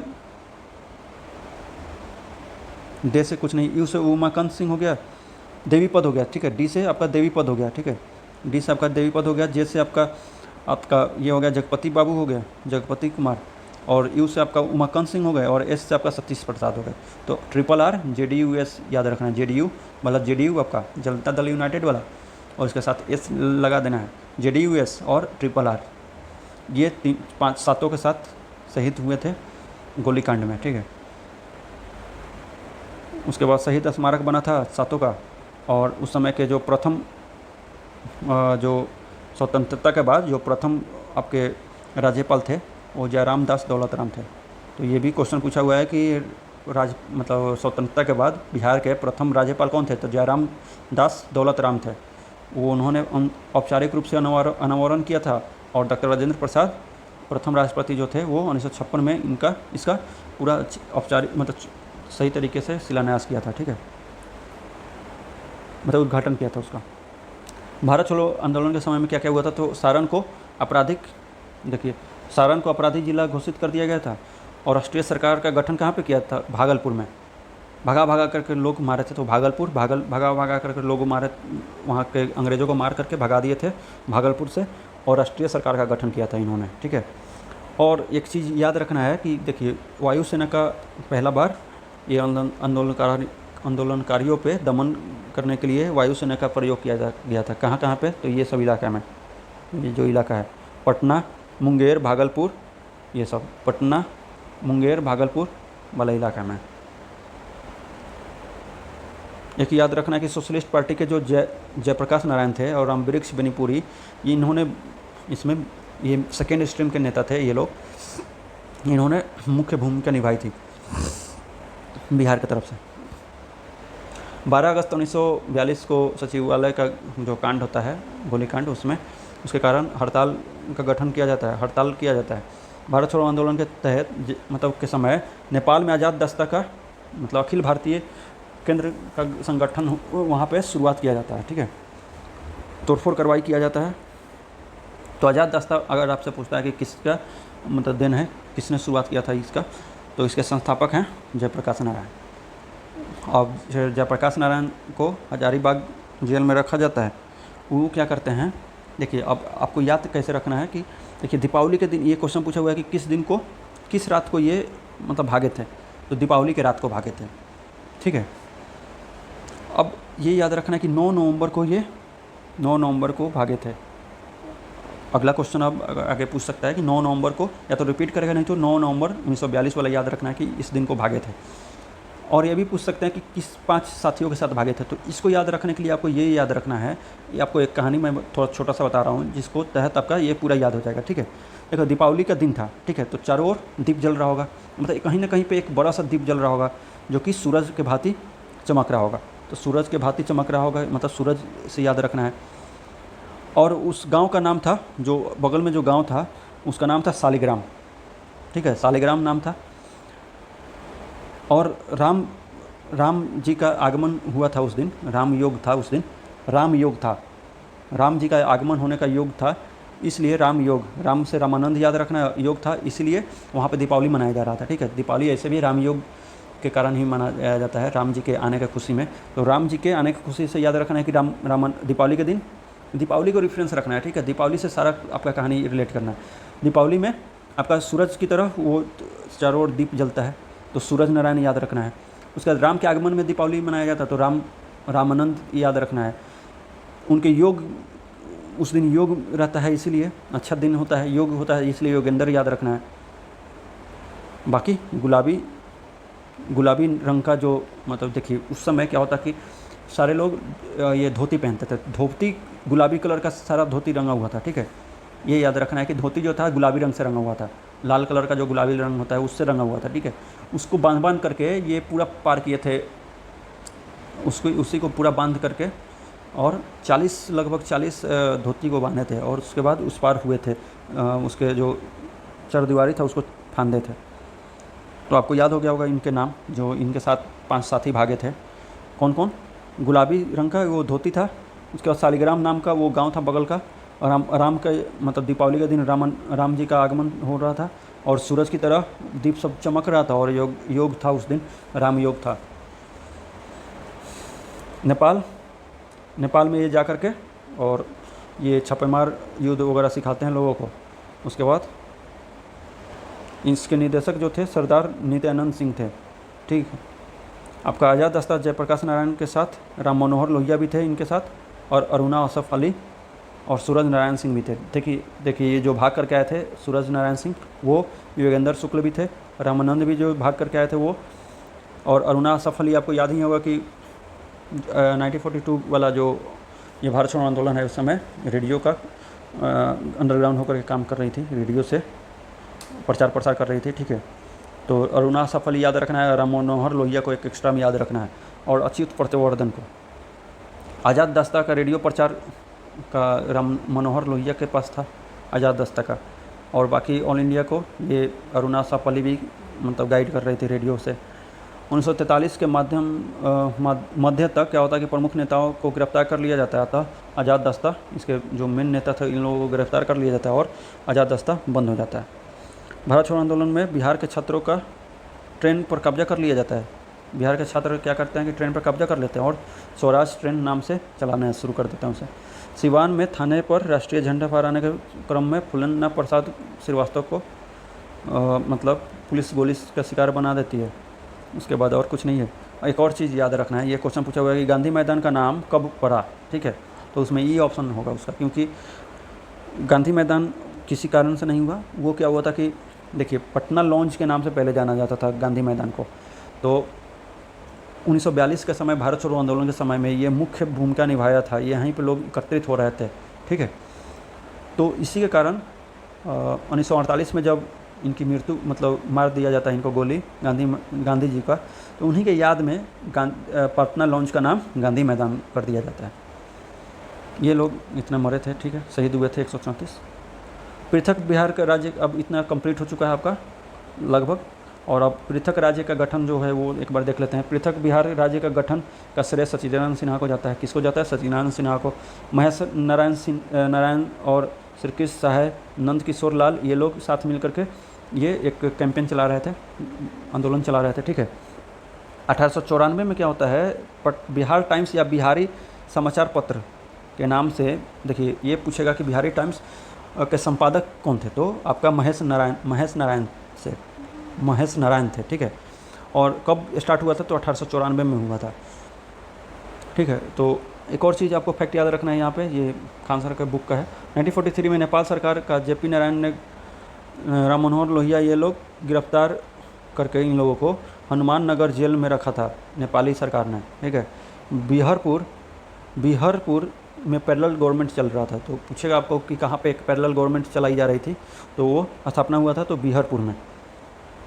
और आपका 15 जून 1944 को क्या हुआ था कि बिहार गांधी दिवस के रूप में मनाया गया। बिहार में गांधी दिवस के रूप में बनाया गया 15 जून 1944 को। देखिए उसी वो बिहार का पृथक्करण वाला आंदोलन था, उसी के तहत। अभी देखिए बिहार टाइम्स के मुख्य संपादक महेश नारायण थे। ठीक है, इस समाचार पत्र के पृथक बिहार राज्य के गठन महत्वपूर्ण भूमिका निभाई। ठीक है, जो आंदोलन था उसको जोर पकड़ा इसमें समाचार पत्र के कारण। 1908 में क्या होता है, बिहार प्रादेशिक कांग्रेस कमेटी का गठन होता है। बिहार प्रादेशिक कांग्रेस कमेटी का गठन होता है 1908 में। बिहार प्रादेशिक कांग्रेस कमेटी का अध्यक्ष कौन थे, हसन इमाम। वहीं इसके पहले भी थोड़ा सा डिस्कस किया था हमने 1908 में। 1906 में जो मुगल मतलब ये मुस्लिम लीग का जो गठन होता है, उसी के एवज में ये लोग बिहार में हसन इमाम को बनाते हैं अध्यक्ष, बिहार प्रदेश कांग्रेस कमेटी का गठन करके। बिहार प्रादेशिक सम्मेलन जो था, प्रथम अधिवेशन पटना में 1908 में हुआ था और दूसरा सम्मेलन भागलपुर में। और 12वां जो था आपका 1920 में, 1920 में जब असहयोग आंदोलन चल रहा था उस समय, तो इस समय आपका भागलपुर में ही हुआ था, भागलपुर में। ठीक है, और इसमें पृथक बिहार का मांग फिर से दोहराया गया 1909 में भी। 1911 में क्या होता है कि बिहार विधान परिषद में सचिदानंद सिन्हा और मोहम्मद अली ने बंगाल और बिहार के विभाजन का प्रस्ताव पेश किया। ठीक है, और 12 दिसंबर 1911 को क्या किया जाता है, दिल्ली में दो दरबार लगता है, शाही दरबार। उसमें बिहार उड़ीसा को क्षेत्र को मिला करके बंगाल से पृथक कर दिया जाता है। ठीक है, आधुनिक बिहार का थोड़ा सा देख लेते हैं कि 1937 में मोहम्मद अली जिन्ना, ये इतना इंपॉर्टेंट नहीं है, मोहम्मद अली जिन्ना भ्रमण करने आए थे, प्रचार प्रसार करने मुस्लिम लीग का। 1938 में अब्दुल कयूम अंसारी मोमिन कांग्रेस का मतलब स्थापना किया था इन्होंने। 1938 में आदिवासी महासभा का गठन किसने किया था, तो थियोडोर सुरीन ने किया था। और बाकी देखिए एक चीज़ याद रखना है कि महिला स्वतंत्रता सेनानी भी कुछ नाम था। देखिए प्रभावती देवी, ये प्रभावती देवी शायद वही है जो जयप्रकाश नारायण की पत्नी थी और बृजकिशोर की बेटी थी। ठीक है, ये श्रीमती सैलबाला राय, हसन इमाम, श्रीमती हसन इमाम, उसके बाद उनकी पत्नी थी शायद हसन इमाम की, श्रीमती सरस्वती देवी, श्रीमती साधना देवी, श्री विंध्यवासिनी देवी, कुसुम कुमारी, राजवंशी देवी। ठीक है, ये नाम याद रखिएगा, राजवंशी देवी, भगवती देवी, ये इन लोगों का नाम याद रखिए। ये क्वेश्चन पूछा जा सकता है आपसे, अभी तक तो पूछा नहीं है लेकिन आगे पूछा जा सकता है। आशा साहब जो थी आज़ाद हिंद फौज में शामिल हुई थी और आकर के आने के बाद हथियार चलाने का प्रशिक्षण दे रही थी महिलाओं को। गोविंदपुर गांव में श्री नरसिंह गोप की पत्नी श्रीमती जिरियावती देवी 16 अंग्रेजी सिपाहियों को मार गिराया था अकेला। ठीक है, डॉक्टर राजेंद्र प्रसाद देखिए ये बुक इंपॉर्टेंट है। चंपारण में महात्मा गांधी या खादी का अर्थशास्त्र किसके द्वारा लिखा गया है, तो ये डॉक्टर राजेंद्र प्रसाद के द्वारा लिखा गया है। चंपारण में महात्मा गांधी तो राजेंद्र प्रसाद भी थे उनके साथ, तो ये लिखेंगे ही। ठीक है, खादी अर्थशास्त्र, देखिए राजेंद्र प्रसाद से ज़्यादा पढ़ा लिखा कोई था ही नहीं बिहार में। ठीक है, उस समय नेता में, तो इसलिए खादी पर अर्थशास्त्र जो था, अर्थशास्त्र आपका राजेंद्र प्रसाद ही लिखे थे। पंडित जगन्नाथ प्रसाद चतुर्वेदी भारत के वर्तमान दशा स्वदेशी आंदोलन पुस्तक के रचयिता थे। राजा साहब गांधी टोपी की रचना किया था, गांधी टोपी का रचना राजा साहब ने किया था। 1906 में श्रीकृष्ण सिंह और तेजेश्वर प्रसाद बिहार स्टूडेंट्स कांग्रेस कॉन्फ्रेंस का स्थापना किया था। इसका 16वां अधिवेशन 1921 में हजारीबाग में हुआ था। तो ये क्वेश्चन पूछा हुआ है कि बिहार स्टूडेंट्स कॉन्फ्रेंस का 16वां अधिवेशन कहाँ पे हुआ है, तो हजारीबाग में 1921 में हुआ था। राजेंद्र प्रसाद ने छात्रों के साथ मिलकर के कलकत्ता में सर्वेंट्स ऑफ इंडिया सोसाइटी का स्थापना किया था। तो ये पूछेगा सर्वेंट्स ऑफ इंडियन सोसाइटी का स्थापना किसने किया था, तो ये आपके राजेंद्र प्रसाद ने किया था।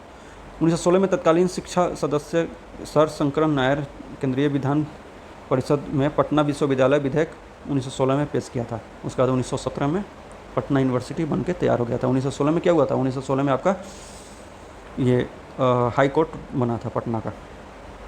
चलिए अब क्वेश्चन जो है, अब वीडियो बहुत बड़ा हो गया है, क्वेश्चन जो है अगले पार्ट में देख लेंगे। ठीक है, इतना देर आपका वीडियो देखने के लिए thank you. Have a nice day.